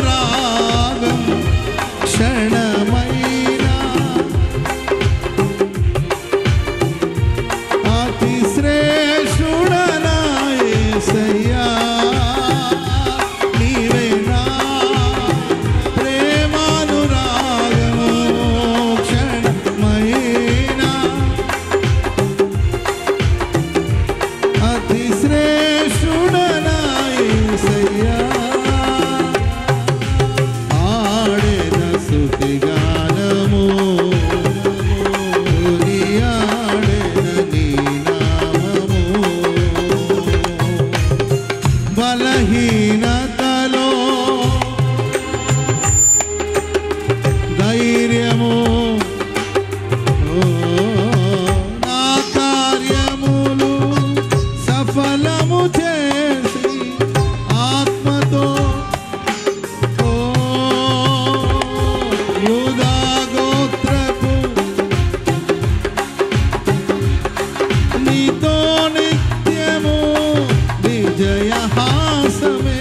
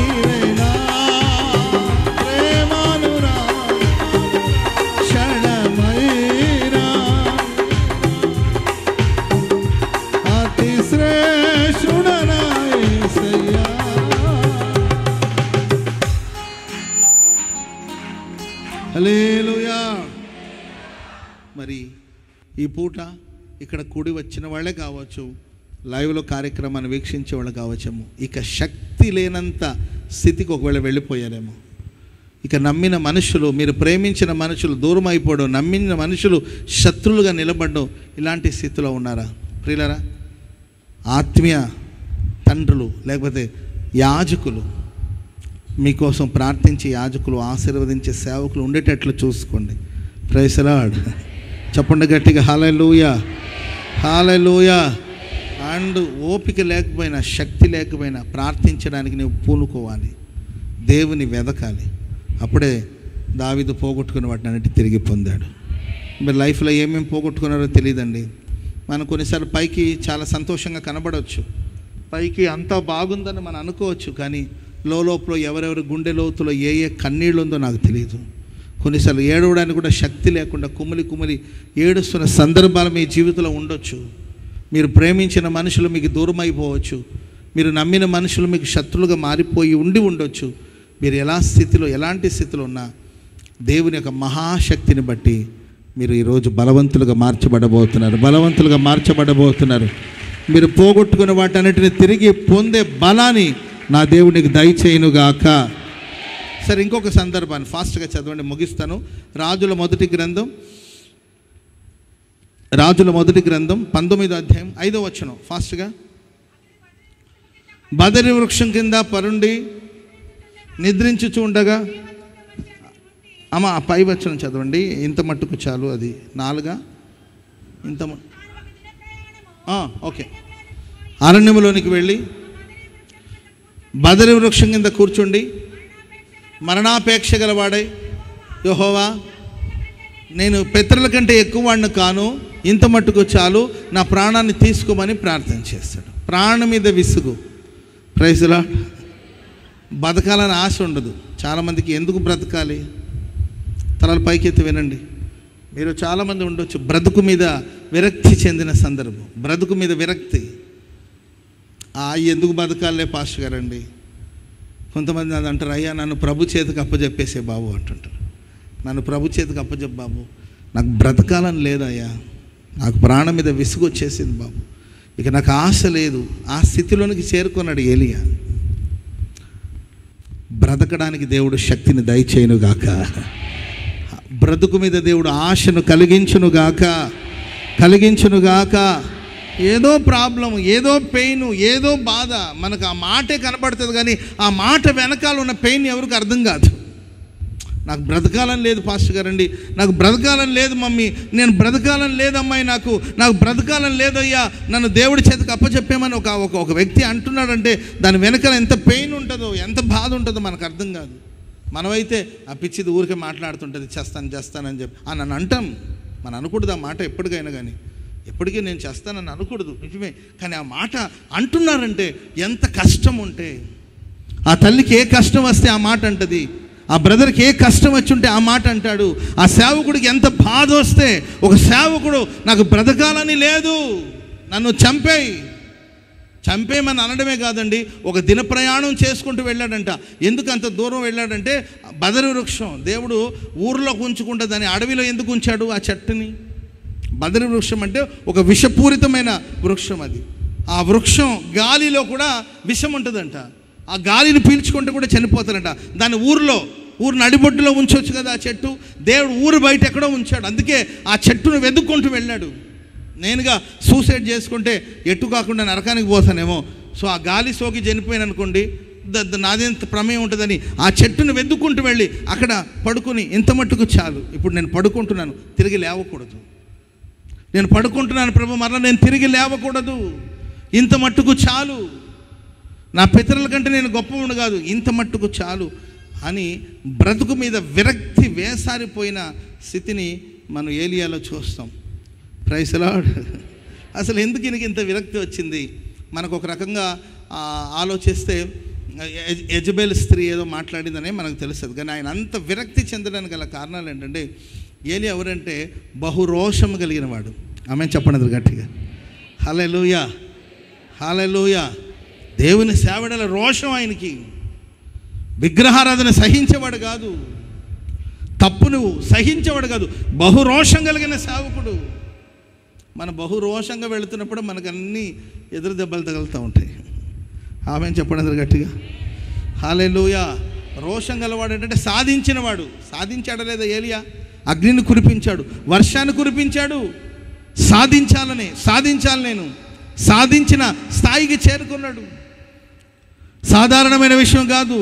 సేవలో సక్సెస్ అన్నమాట. సక్సెస్ఫుల్గా సాగిపోతుందని సేవ. ఆకాశం నుండి అగ్నిని కురిపించాడు.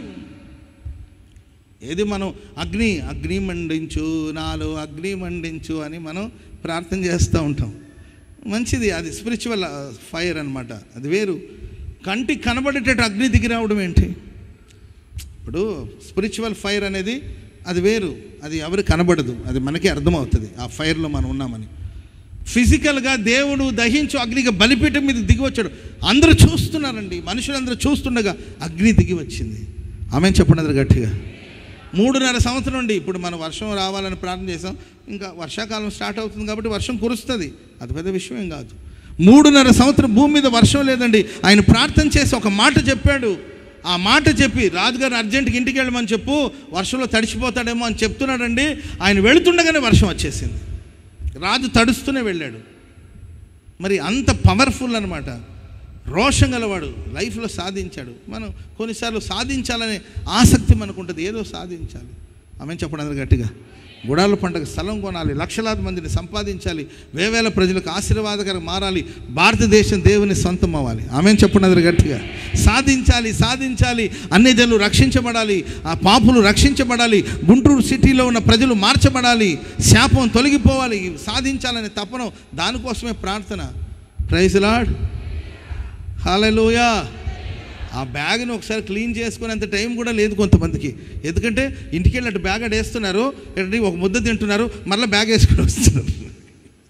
అంటే ఏదో చెయ్యాలి, ప్రార్థన చెయ్యాలి. ఉదయాన్నే ప్రార్థన, సాయంత్రం ప్రార్థన, మధ్యాహ్నం ప్రార్థన అని సాధించాలని మహారోషంతో వెళుతున్నప్పుడు మనకు అప్పుడప్పుడు స్పీడ్ బ్రేకర్ లాగా ఏదో ఒకటి తగులుతూ ఉంటుంది. సడన్గా గేట్ మనం ఒక్కొక్కసారి నేను మీటింగ్కి చాలా వేగంగా పోతుంటాను. Praise lord. టైం అయిపోయిందని వేగంగా వెళ్తారా, ఆ మినీ బైపాస్లో గేట్ వేసి ఉంటారు అనమాట. అంత వేగంగా వెళ్ళి ఆడ తీస్తారా లేదా చూడండి రా బాబు, తీస్తారా లేదా చూడండి, ఆయన టైం అవుతుంది, తీస్తారా లేదా చూస్తారా. అదేంటో కానీ ఆ రోజు ఎప్పుడు ఒక ట్రైన్ పోతేనే గేట్ తీసేస్తారు. ఆ రోజు 4 ట్రైన్లు వరుసగా వస్తుంది అనమాట. మహారోషంగా ఉండాలనుకున్న వాళ్ళకి పోరాటం వస్తుంది. ఆమె పక్కన వాళ్ళని చూసి చెప్పండి, మహారోషం కలిగి మనం ఉండాలనుకున్నప్పుడు మనకు పోరాటాలు వస్తాయని చెప్పండి. కూల్, సమాధానంగా ఉండండి, ఏం కంగారు పడద్దు. Praise the lord. హల్లెలూయా. దేవుని కోసం మనం గొప్పగా వాడబడాలనుకున్నప్పుడే ప్రాబ్లం వస్తుందండి. తిని పడుకోవాలనుకుంటే ఏ సమస్య ఉండదు. ఇప్పుడు అబ్రాం పాస్టర్ గారు తిని పడుకోవాలంటే ఏమైనా కొదవా చెప్పండి. Praise the lord. నేను కానీ అమ్మ నాకు మంచిగా వండి పెట్టండి అని మిమ్మల్ని అడిగాను అనుకోండి, రోజుకు ఒక 100 క్యారేజీలు వస్తాయి నాకు. అమ్మ నాకు కొంచెం వండి పెట్టండి, అమ్మ ఓపిక లేదని నేను అన్నాను అనుకోండి, మందిరంలో నన్ను బాగా చూసుకుంటారు, అది వేరే విషయం. మిమ్మల్ని అడిగాను అనుకోండి, అమ్మ నాకు కొంచెం ఈ మధ్య ఎముకలు అరిగిపోయినట్టుందమ్మా, కొంచెం ఎముకలు సూపు తాగితే మంచిదని వైద్య నిపుణులు చెప్పారు అని అన్నాను అనుకోండి, ఇక ఏ ఎముకలు తెస్తారో ప్రైజ్ ది లార్డ్. అర్థమైందండి? అలా చూసుకొని వాళ్ళు ఉంటారు, అది కాదు విషయం. దేవుని కోసం జీవించాలి. భోజన పానం దేవుని రాజ్యం, నీతి సమాధానం పరిశుద్ధాత్మేందలే ఆనందం. చెప్పండి కూడా మొదలు గట్టి. హల్లెలూయా. దేవుని పని చేయాలనుకున్నప్పుడు మనకు బోల్డని పోరాటాలు వస్తాయి. సో ఇప్పుడు ఏలియా ఎందుకు నేను ఇంత రోషంగా ఉన్నానే, ఇంత పర్ఫెక్ట్గా ఉన్నానే, నాకే ఎందుకు ఈ బాధ? అదే సమస్య ఏంటంటే ఆయనకి, నేను పిచ్చి పనులు చేస్తున్నప్పుడు నాకు సమస్య వస్తే పర్వాలేదు, నేను ఇంత పర్ఫెక్ట్గా ఉన్నానే, ఇంత కష్టపడుతున్నానే, ఇంత రోషంగా ఉన్నానే, లైఫ్లో నేను సక్సెస్ అనుకున్నానే, నన్నే ఎందుకు అంటున్నారు, నన్నే ఎందుకు దూషిస్తున్నారు? అది ఆయన తట్టుకోలేకపోయాడు. రెండోదిగా ఇశ్రాయేలు ప్రజలు దేవుని నిబంధనను ఏం చేశారంటే, మీరున్నారంటే, ఆ మాట కూడా చదవండి. ఉందా మా మాట? దేవుడు మాట్లాడినప్పుడు అంటాడు, నేను ఒక్కడే మహారోషం కలిగిన వాడై ఉన్నాను. అతడు ఇశ్రాయేలు వారు నీ నిబంధనను త్రోసివేసి నీ బలిపీఠములను పడగొట్టి నీ ప్రవక్తలను ఖడ్గము చేత హతము చేసిరి. సైన్యములకు అధిపతియు దేవుడునగు యెహోవా కొరకు మహారోషము గలవాడనై నేను ఒకడను మాత్రమే మిగిలిన్నాను. ఇశ్రాయేలు ప్రజలందరూ నేను ఇంత రూల్స్ రెగ్యులేషన్స్ అంటానే ఉన్నానా, వాళ్ళు చేసే పనులు వాళ్ళు చేస్తూనే ఉన్నారు. ఇది మన కోపం. Praise lord. అంటే పర్ఫెక్ట్గా ఉన్న వాళ్ళకి అందరూ పర్ఫెక్ట్గా ఉండాలని అనుకుంటారు. అది ఎలా సాధ్యం చెప్పండి? Praise lord. మనం పర్ఫెక్ట్గా ఉంటాము, అందరూ అలా ఉండాలని మనం కోరుకుంటాం, కానీ ఉండలేరు కదండి. అందరూ దొంగలు కూడా ఉంటారు కదా, దొంగల ముఠా కూడా ఉంటుంది. Praise lord. నేను తెల్లబట్టలు వేసుకున్నాను, అందరూ వేసుకోవాలని ఆశ ఉంటుంది, మరి అందరికి వీలు పడదు కదండి. కొందరికి పసుపు చీర అంటే ఇష్టం, మనం ఏం చేస్తాం? ఉండలేరు, మనం చెప్పడం మన వంతు అని అనుకోము. ఇప్పుడు ఇతని బాధ ఏంటంటే ఇశ్రాయేలు ప్రజలందరూ కూడా నీ నిబంధనను మీరారు, వాక్యాన్ని తృణీకరించారు, బలిపీఠాన్ని పడగొట్టారు, ప్రవక్తలను చంపారు. ఇంకెంతకాలం ఈ దారుణం? నేను ఒక్కడనే రోషం కలిగి ఉన్నాను అని ఆ విరక్తిలో చావాలని వెళ్ళిపోయాడు. ఆమెను చెప్పండి అందరు గట్టిగా. హల్లెలూయా. మనం పర్ఫెక్ట్గా ఉండాలనేది మంచిదే, కానీ ఆ పర్ఫెక్షన్లోకి అందరూ రావాలంటే కష్టం కదా. ఇప్పుడు స్తోత్ర ప్రార్థన నీవు చేస్తున్నావు, చెయ్యి. పిల్లలు లేపావు, చెప్పావు, చేస్తారు. సరే వాళ్ళు నిద్రపోయారు అనుకోండి, నీకు నీ ప్రార్థన మీద దృష్టి లేదు. నిద్రపోతున్నావా? లేదు మమ్మీ. ఏయ్ నిలుమోహాలై. అర్థమైందండి? ప్రభువా తండ్రి సకల కోటి, ఏ కోటి? సకల కోటి. నిద్రపోతున్నావా?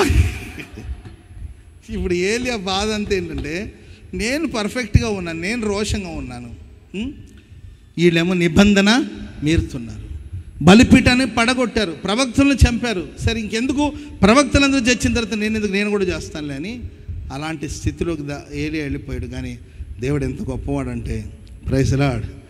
ఆ విషపూరితమైన చెట్టు ఉంది, ఆ చెట్ల నుండి ఏం వస్తుంది? విషపూరితమైన గాలి వస్తుంది. ఏలియా అక్కడికి వెళ్ళి పడుకున్నప్పుడు ఆ చెట్టు కదలట్లా, దాంట్లో నుండి వాసన రావట్లా, వస్తే సస్తాడు ఈయన. Praise lord. హల్లెలూయా. దేవుడు భోజన బలంతో ఆయన్ని బలపరిచాడు. అప్పుడు శక్తికి మించిన ప్రయాణం నీ కోసం ఉంది. ఏలియా 40 రోజులు దివారాత్రులు నడుస్తూ హోరేబు కొండకు వెళ్ళాడు. చప్పట్లు కూడా తమదురు గట్టిగా హల్లెలూయా. సరే ఇంకొక చిన్న మాట చెప్పి ముగించైనా టైం అవుతుంది. బల్లారదలో పాల్గొనాలి మనం.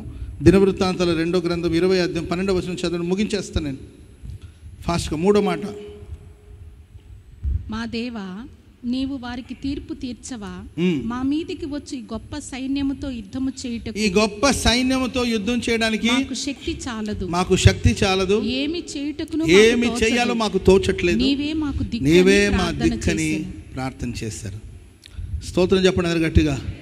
జయించడానికి శక్తి లేదు. తలల పైకెత్తి వినండి, 2 చేతులెత్తి బిగ్గరగా హల్లెలూయా. జయించడానికి శక్తి ఉండదు. కొన్నిసార్లు శత్రు చుట్టూ ముట్టడి వేశారు, జయించడానికి శక్తి లేదు.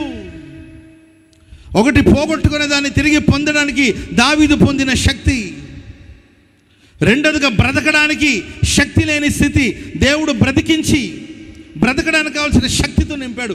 మూడవదిగా జయించడానికి, జయం పొందడానికి శక్తి లేదు, నిలబడడానికి శక్తి లేదు, సమస్యలు ఎదిరించే శక్తి లేదు, ఏమి చేయాలో తోచని పరిస్థితి యెహోషాపాతుది. ఏమి చేయాలో కూడా నాకు తోచట్లేదు, నాకేమీ తోచట్లేదు. అలాంటి స్థితిలోనికి వచ్చినప్పుడు దేవుడు చేసిన వాగ్దానాలన్నిటినీ జ్ఞాపకం చేసుకున్నారు. ఆమెన్ చెప్పండి గట్టిగా. హల్లెలూయా. ఎప్పుడైనా మనకు ఆ శక్తి లేని సమయం వచ్చినప్పుడు ప్రభు చేసిన కార్యాలు, ఐగుప్తులు చేసిన కార్యాలు, ఇశ్రాయేలు ప్రజలు నడిపించిన కార్యాలు, అవన్నీ తలంచి మనం ధైర్యం తెచ్చుకోవాలి. ఆమేన్. పిల్లలకు మనం అదే నేర్పాలి.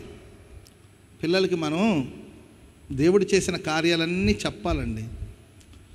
హల్లెలూయా. నేను చాలా సందర్భం దేవుడు నన్ను నడిపించిన మార్గాలు సంఘంలో షేర్ చేస్తాను. ఒక్కొక్కసారి సేవకులందరూ ఉన్నప్పుడు నేను చెప్తాను, నాకు ఇలాంటి ప్రాబ్లం వచ్చింది, ఇలాంటి సమస్యలో దేవుడు నా పక్షాన ఉన్నాడు, నేను నడిచిన మార్గాలు ఇలాంటిది. Praise the lord. ఆ వరంగల్లో నేను రీసెంట్ కూడా నాతో ఉన్న సేవకులు చెప్పాను, వరంగల్లో ఇంచుమించు ఒక 10 కిలోమీటర్స్, ఒక 10-15 కిలోమీటర్లు సైకిల్ మీద వెళ్ళాను నేను. మన మోహన్ రావు గారు ఉన్నారు కదండి, వాళ్ళ అల్లుడు ఇప్పుడు ఆ అబ్బాయిని మోహన్ రావు గారు ఆ కుమార్తెకి ఇచ్చి వివాహం చేశారు. వాళ్ళ ఒక ఇల్లు ఉండేది హనుమకొండ అనే చోట, నేను వరంగల్ అనే చోటు ఉండేవాడిని. ఇంచుమించు ఒక 10-15 కిలోమీటర్స్ సైకిల్ మీద నేను వెళ్ళాలి. నేను నాతో పాటు ఇంకొక బ్రదర్ ఉండేవాడు. ఆ బ్రదర్కి సైకిల్ తొక్కడం రాదు. వాడు కొంచెం హెల్దీగా ఉండేవాడు, లావుగా ఉన్నాడు అనడం తప్పు కానీ హెల్దీగా ఉండేవాడు. Praise the lord. లావుగా ఉన్నారు అనకూడదు ఎవరిని, హెల్దీగా ఉన్నారు వాళ్ళు, అంతేక. సరే, ఆరోగ్యంగా ఉన్నాడు ఆయన. మరి మీరు అంటే నేను కొంత అప్పట్లో. సరే, ఆయన కూర్చోబెట్టుకొని నేను సైకిల్ తొక్కాలంటే ఆ ముందు టైర్ అట్లా లేస్తూ ఉండేది. మరి ఆ 15 కిలోమీటర్లు నేను వెళ్ళాలి. ఎంత డబ్బుకు తెలుసు కండి, పోవడం 5, రావడం ఒక 10 రూపాయల కోసం, ఒక 10 రూపీస్ కోసం, ఒక 10 రూపీస్ కోసం, ఒక 10 రూపాయలు అయితే మనకి ఈరోజు సాధారణం అనిపించవచ్చు, ఆ రోజులు ఒక 10 రూపాయల కోసం. ఒకే ఫ్యామిలీ ఉండేవాళ్ళు, ఒకే ఫ్యామిలీ అక్కడ ఉండేవాళ్ళు, పోలీస్ క్వార్టర్స్లో వాళ్ళు ఉండేవాళ్ళు. వాళ్ళ కోసం నేను విజిటింగ్కి వెళ్తూ ఉండేవాడిని. సభలు కాదు, మీటింగ్స్, విజిటింగ్కి వెళ్ళేవాడిని. నేను వెళుతున్నప్పుడు ఆ బ్రదర్ని ఎక్కించుకొని వెళ్ళాలంటే ఏమో నాకు ఓపిక సరిపోయేది కాదు. 15 కిలోమీటర్స్ వెళ్ళాలి, 15 కిలోమీటర్స్ తిరిగి రావాలి. ఎంత మొత్తం? 30 కిలోమీటర్స్ సైకిల్ తొక్కాలి. 30 కిలోమీటర్స్ సైకిల్ తొక్కుంటూ వెళ్ళాలండి. కానీ నాకు ఓపిక ఉండేది కాదు. అందుకోసమే సరే, ఇద్దరు ఆటోలో వెళితే ఆయనకు ఒక 10-15 రూపీస్ అనుకోండి, నాకు ఒక 10-15 అంటే ఒక 30 రూపీస్ అంతే కదా. ఆయనకు ఒక 15 రూపాయలు అనుకోండి, నాకు ఒక 15, అప్ అండ్ డౌన్ మొత్తం ఒక 30 రూపాయలు, ఒక 30 రూపాయలు.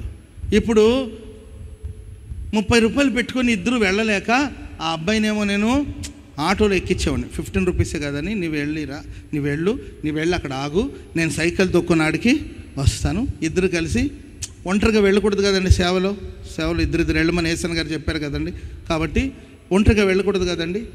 సో నేను సైకిల్ తొక్కుంటూ ఆడికి వెళ్ళండి ఆ బ్రదర్ని కలుపుకొని విజిటింగ్కి వెళ్ళి మరలా వచ్చి అదే సెంటర్లో మరలా ఆయన ఆటో ఎక్కిచ్చేసి నేను సైకిల్ తొక్కుంటూ వస్తే ఆయన ఆటో దిగి అక్కడ వెయిట్ చేస్తుండేవాడు. ఇలా సేవ చేస్తాం మేము. ఆ 30 రూపాయలు 20 రూపాయలు అని అనిపించవచ్చు, ఆ రోజు అది పెద్ద డబ్బు. ఓ 10 రూపీస్కి 15 రూపీస్కి కష్టపడిన సందర్భాలు కూడా ఉన్నాయి. ఇవన్నీ నేను చెప్తాను దైవ సేవకులకి, ఎందుకంటే తెలియాలి ఆ బాధ, ఆ కష్టం.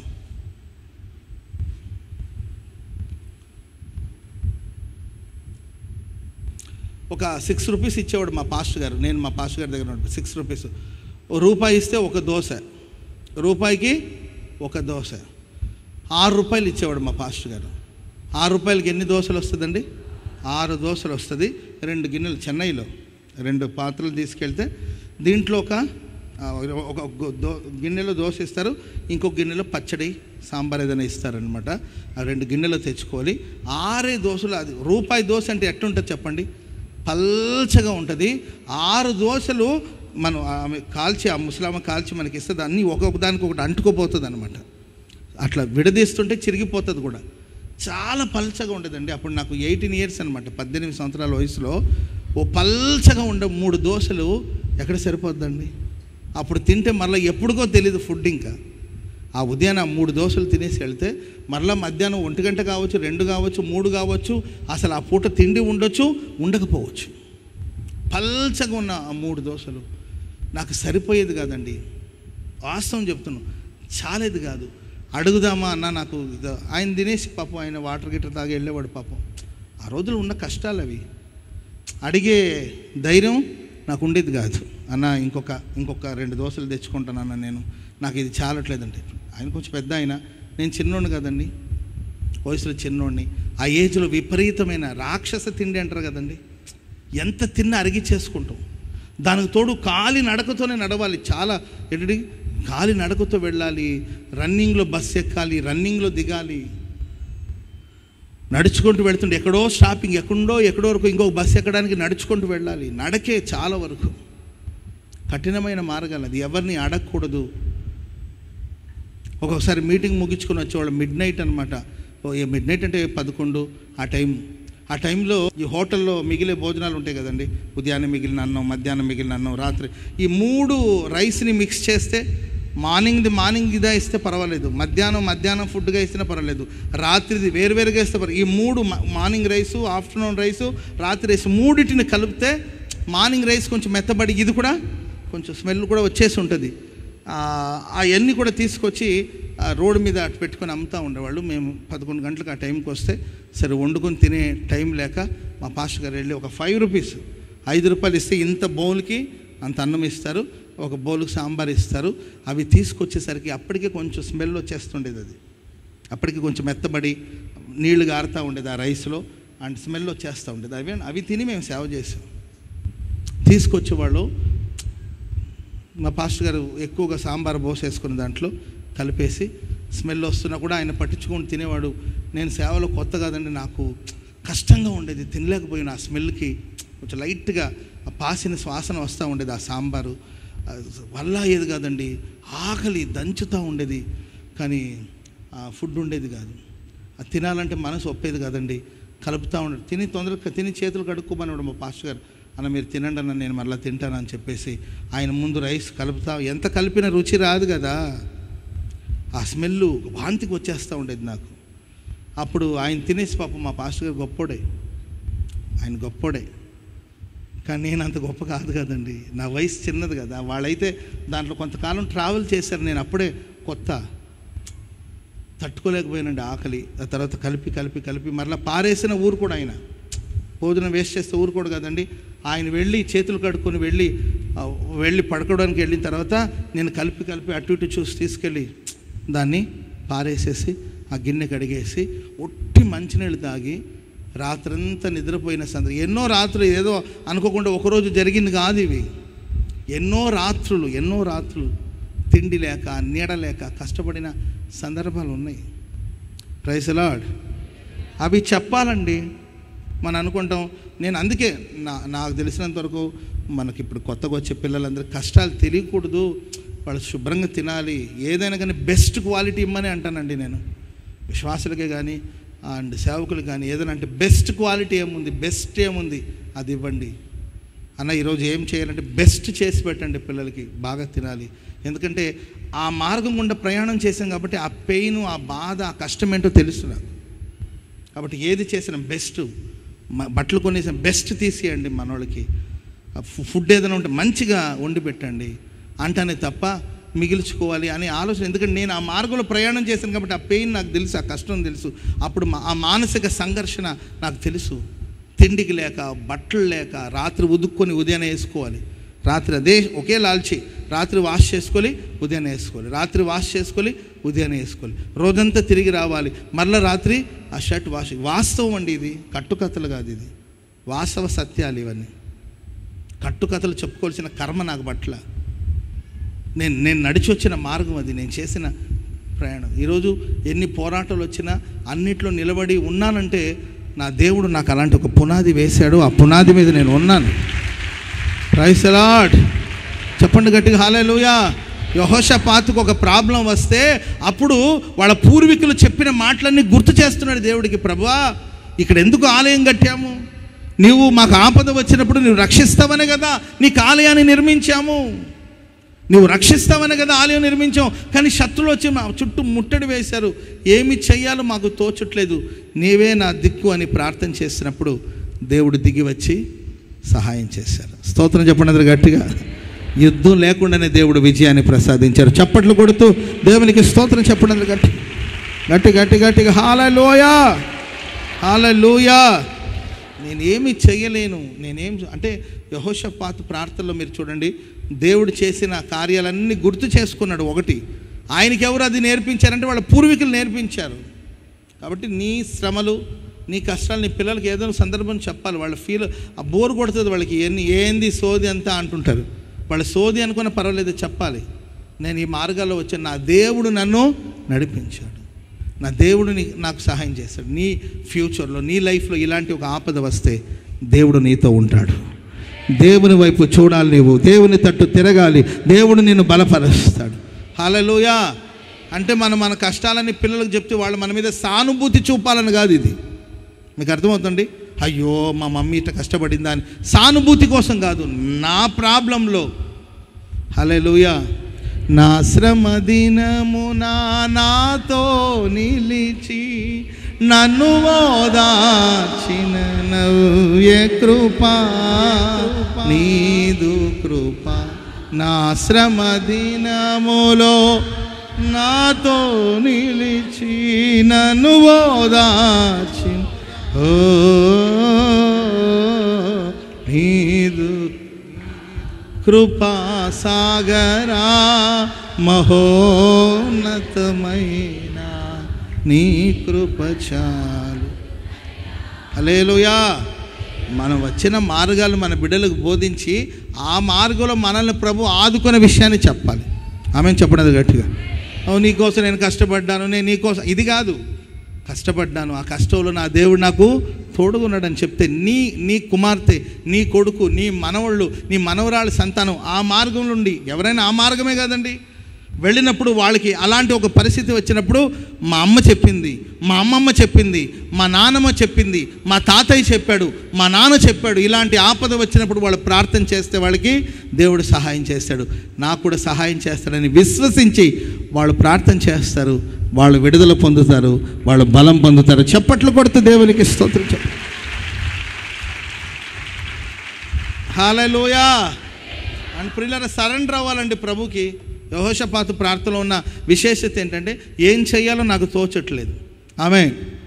ఎస్, చేతగానే వాడినే నేను, నా వల్ల కాదు, నాకు శక్తి లేదు, ఇది నా స్థితి. ఎవరు చెప్పగలుగుతున్నారండి ఈరోజు అలాంటి ప్రార్థన? ఏమనుకుంటారో, ఏమనుకుంటారు, ఎవరేమనుకుంటారు నాకెందుకు? ఎస్, నాకు శక్తి లేదు, నాకు శక్తి లేదయ్యా, నా వల్ల కావట్లేదు, ఏం చేయాలి నాకు తోచట్లేదు. సరెండర్ అవ్వండి ప్రభుకి, అప్పుడు ప్రభు దిగి వస్తాడు. హల్లెలూయా. ఒప్పుకోరు కదండి. కరెంటు పోయింది, భార్య భర్తలు బయటికి వెళ్ళి ఇంటికి వచ్చారు, కరెంటు పోయింది. భార్య అంటది, నేను తీస్తానులే తాళం అంటుంటే, నాకు ఈ అమ్మాయి నేను తీస్తానంటాడు భర్త, ఇంటి తాళం. అవసరం లేదు, నేను తీస్తానులే కానీ నువ్వు టార్చ్ లైట్ వేయమనింది. సెల్ ఫోన్ ఉంది కదా, టార్చ్ లైట్ వేయమంటే అటు సెల్ ఫోన్లో ఆన్ చేసి టార్చ్ లైట్ వేసాడండి. ఈమె తాళం తీయాలని ట్రై చేస్తుంది కానీ అది రావట్లా. ట్రై చేసి తిప్పి ఆ తాళమే వంకరలు తిరుగుతున్నాయి తప్ప ఓపెన్ అవట్లా. అప్పుడు భర్త అంటాడు, అదేగా అమ్మాయి నేను చెప్పింది, ఇటీ నేను తీస్తానంటే, ఉండరా చూస్తాను కానీ ట్రై చేసింది, రావట్లా. ఎంతసేపటికి సరే తీయమని ఇస్తే అయిపోతుంది కదండి, అసలు కుదరట్లే, ఒప్పుకోదు ఆ మనిషి. నేనే తీస్తాను, తాళం కూడా తీయడం రా అంటాడేమో అని ఆమె ట్రై, చివరికి వల్లగాల. అప్పుడు సరే నేను తాళపు చెవి ఎవరికి ఇచ్చింది? భర్తకి ఇచ్చింది. అప్పుడు ఈ నుండి ఫోన్ తీసుకొని ఫోన్ ఇచ్చి సరే టార్చ్ లైట్ అయ్యి నేను తీస్తాను అని అన్నాడు. ఈమె టార్చ్ లైట్ ఆన్ చేసి అట్లా వేసింది, ఆయన తాళం తీశాడు, తాళం ఓపెన్ అయిపోయింది. ఆయన ఎక్కడ ఏమంటాడో అని అదే నీకు చెప్పింది, టార్చ్ లైట్ సరిగ్గా ఏమని చెప్పాలని నేను. ఇప్పుడు నేను సరిగ్గా టార్చ్ లైట్ వేసాను కాబట్టి ఓపెన్ అయ్యింది. అర్థమైందండి? టార్చ్ లైట్ సరిగ్గా వేయమన్నా నేను, నీవు ఇటు అన్నావు అందుకే రాలా. ఇప్పుడు చూసావు నేను కరెక్ట్గా టార్చ్ లైట్ సరిగ్గా వేసాను కాబట్టి తాళం తీసావు. అర్థమైందండి? ఏమంటాడు పాప అయినా? భర్తలు సమాధానం చెప్పలేక కానీ ఎందుకు వచ్చింది దాని నోట్లో పడడం, ఎందుకు పడేది అని పాపం వెళుతూ ఉంటారు వాళ్ళు. అటు ఉంటున్నారు కాబట్టి మీరు ఇటు ఉంటున్నారు అంతేకా. పురుషులు చాలా వరకు ఫ్యామిలీస్ అలా సాగిపోతుందంటే పాపం ఫోన్లో పిచ్చిది ఏదో దాని పిచ్చిది దాని ఉంటుందిలే అని అంటే అన్నది అని వెళ్ళిపోతూ ఉంటాడు, ఏం పట్టించుకోకుండా పాపం. ఆయన ప్రతిదీ పట్టించుకుంటే ఆ ఇల్లు నరకంగా మారుతుంది. వెంటనే చూడండి అసలు, అంటే తప్పు జరిగినప్పుడు తెలియలేదండి నాకంటే అయిపోతుంది, ఒప్పుకోరు. కానీ యెహోషాపాతు చూడండి ఎంత జెన్యూన్ అనమాట. ప్రభా నాకు చేత కావట్లేదు, ఏం చేయమంటావు నన్ను? అప్పుడు దేవుడు దిగి వచ్చి అంటాడు, నీకు చేత కావట్లేదు కదా, నీ వల్ల కావట్లేదు కదా, శక్తి లేదు కదా, నీకు శక్తి లేదు. ఎస్, నాకు శక్తి లేదు. యుద్ధం నీది కాదు, యుద్ధం నాది. చప్పట్లు కొడదాం అందరూ గట్టి. హల్లెలూయా. ప్రభా నాకు చేతనవునంటే నీవే చేసుకోమంటాడు దేవుడు. నాకు చేతనవునంటే నీవే చేసుకోండి, నాకు చేత కాదన్నాడు కాబట్టి నేను చేస్తానని దేవుడు యుద్ధం చేశాడు. జయమేమో యెహోషాపాతుకి ఇచ్చాడు. ఆమేన్. దేవుని మహాశక్తిని బట్టి మనం బలవంతులుగా మార్చబడదుగాక, బలవంతులుగా మార్చబడదుగాక. పోగొట్టుకుని వాటిని అన్నిటిని తిరిగి సంపాదించుకునే బలం, బ్రతకాలనే బలం, బ్రతకాలనే ఆశ కలిగే ఆ బలం అండ్ ప్రియులారా, యుద్ధంలో విజయం సాధించడానికి కావలసిన శక్తి దేవుడు మనకు అనుగ్రహించునుగాక. హల్లెలూయా. పోగొట్టుకున్న వాటిని తిరిగి పొందడానికి కావలసిన శక్తి, బ్రతకడానికి కావలసిన శక్తి, విజయం సాధించడానికి కావలసిన శక్తిని దేవుడు అనుగ్రహించునుగాక. దయచేసి అందరూ లేచి నిలబడండి, ప్రార్థన చేసుకుందాం. సర్వశక్తి గల దేవా, 1000 నోళ్లతో నిన్ను కొనియాడిన నీ రుణాన్ని తీర్చలే. దేవా, మేము బలహీనంగా ఉన్నప్పుడు మమ్మల్ని బలపరిచిన దేవుడు. దావీదు అన్ని పోగొట్టుకొని బలహీనపడినప్పుడు మీరు తనను బలపరిచి పోగొట్టుకుని వాటన్నిటిని తిరిగి పొందడానికి సహాయం చేశారు. దేవా, మరి ఈ ఆరాధనలో కానీ లైవ్లో కానీ ఎందరైతే జీవితంలో విలువైన వాటిని పోగొట్టుకుని కన్నీటి మధ్యలో కాపురం చేస్తున్నారు, వారు పోగొట్టుకున్న వాటిని తిరిగి పొందుదురుగాక. పొందుకోవడానికి కావలసిన శక్తిని మీరు దయచేయుదురుగాక. సహాయం చేయండి స్వామి, మీ స్తోత్రం. దావీదు యాజకులతో కలిసి అడుగు వేసినట్లు దావీదుకు యాజకులు ఉన్నారయ్యా తండ్రి, ప్రార్థించే యాజకులు, బలపరిచే యాజకులు, తండ్రి ఆశీర్వదించే యాజకులు, విచారణ చేసే యాజకులను కలిగి ఉన్న దావీదును బట్టి మీకు వందనాలు. మాకు కూడా మీరు అనుగ్రహించిన ఆత్మీయ తండ్రులను బట్టి మీకు స్తోత్రం, ఆత్మీయ తండ్రిని బట్టి మీకు స్తోత్రం, ఆత్మీయ అనుభవాలను బట్టి మీకు స్తోత్రం. కృప చూపించి ఆశీర్వదించండి. నమ్మదగిన సహాయకుడా, బ్రతుకు మీద విరక్తి కలిగిన ఏలియాను బలపరిచిన దేవుడు స్వామి, నిజమే ఆయా సందర్భంలో మేము రోషంగా బ్రతుకుతూ నా తండ్రి పరిస్థితులు ప్రతికూలంగా మారినప్పుడు కృంగిపోతామని, నా తండ్రి నీవు మమ్మల్ని నడిపించే మార్గాలు నీకు అప్పగించుకొని సాగిపోవాలని మీరు సెలవిచ్చిన మాటల కొరకు స్తోత్రం. మమ్మల్ని బ్రతికించండి, మమ్మల్ని బలపరచండి, సజీవులతో మీరు నిలిపినందుకే స్తోత్రం. ప్రభువా, యెహోషాపాతు యుద్ధం చేయడానికి శక్తి లేని నిస్సహాయ స్థితిలో ఉన్నప్పుడు శక్తితో నింపారు, ఆత్మతో నింపారు, కీర్తనలతో నింపారు, ప్రార్థనలతో నింపారు. ప్రభువా, యెహోషాపాతు పక్షాన నిలబడి మీరు యుద్ధం చేసినందుకే స్తోత్రం. ఆశీర్వాదకరంగా తన జీవితాన్ని మార్చినందుకే స్తోత్రం. మరి ఇక్కడ కూడి వచ్చిన వాళ్ళందరూ మీ చేతిలో సమర్పిస్తూ బలపరచండి, బలవంతులుగా మార్చండి. ఘనత మహిమ ప్రభావాలు మీకే ఆరోపిస్తుంది. యేసు నామమున ప్రార్థన చేసి అడిగి వేడుకుంటున్నాం తండ్రి. ఆమేన్, ఆమేన్, హల్లెలూయా.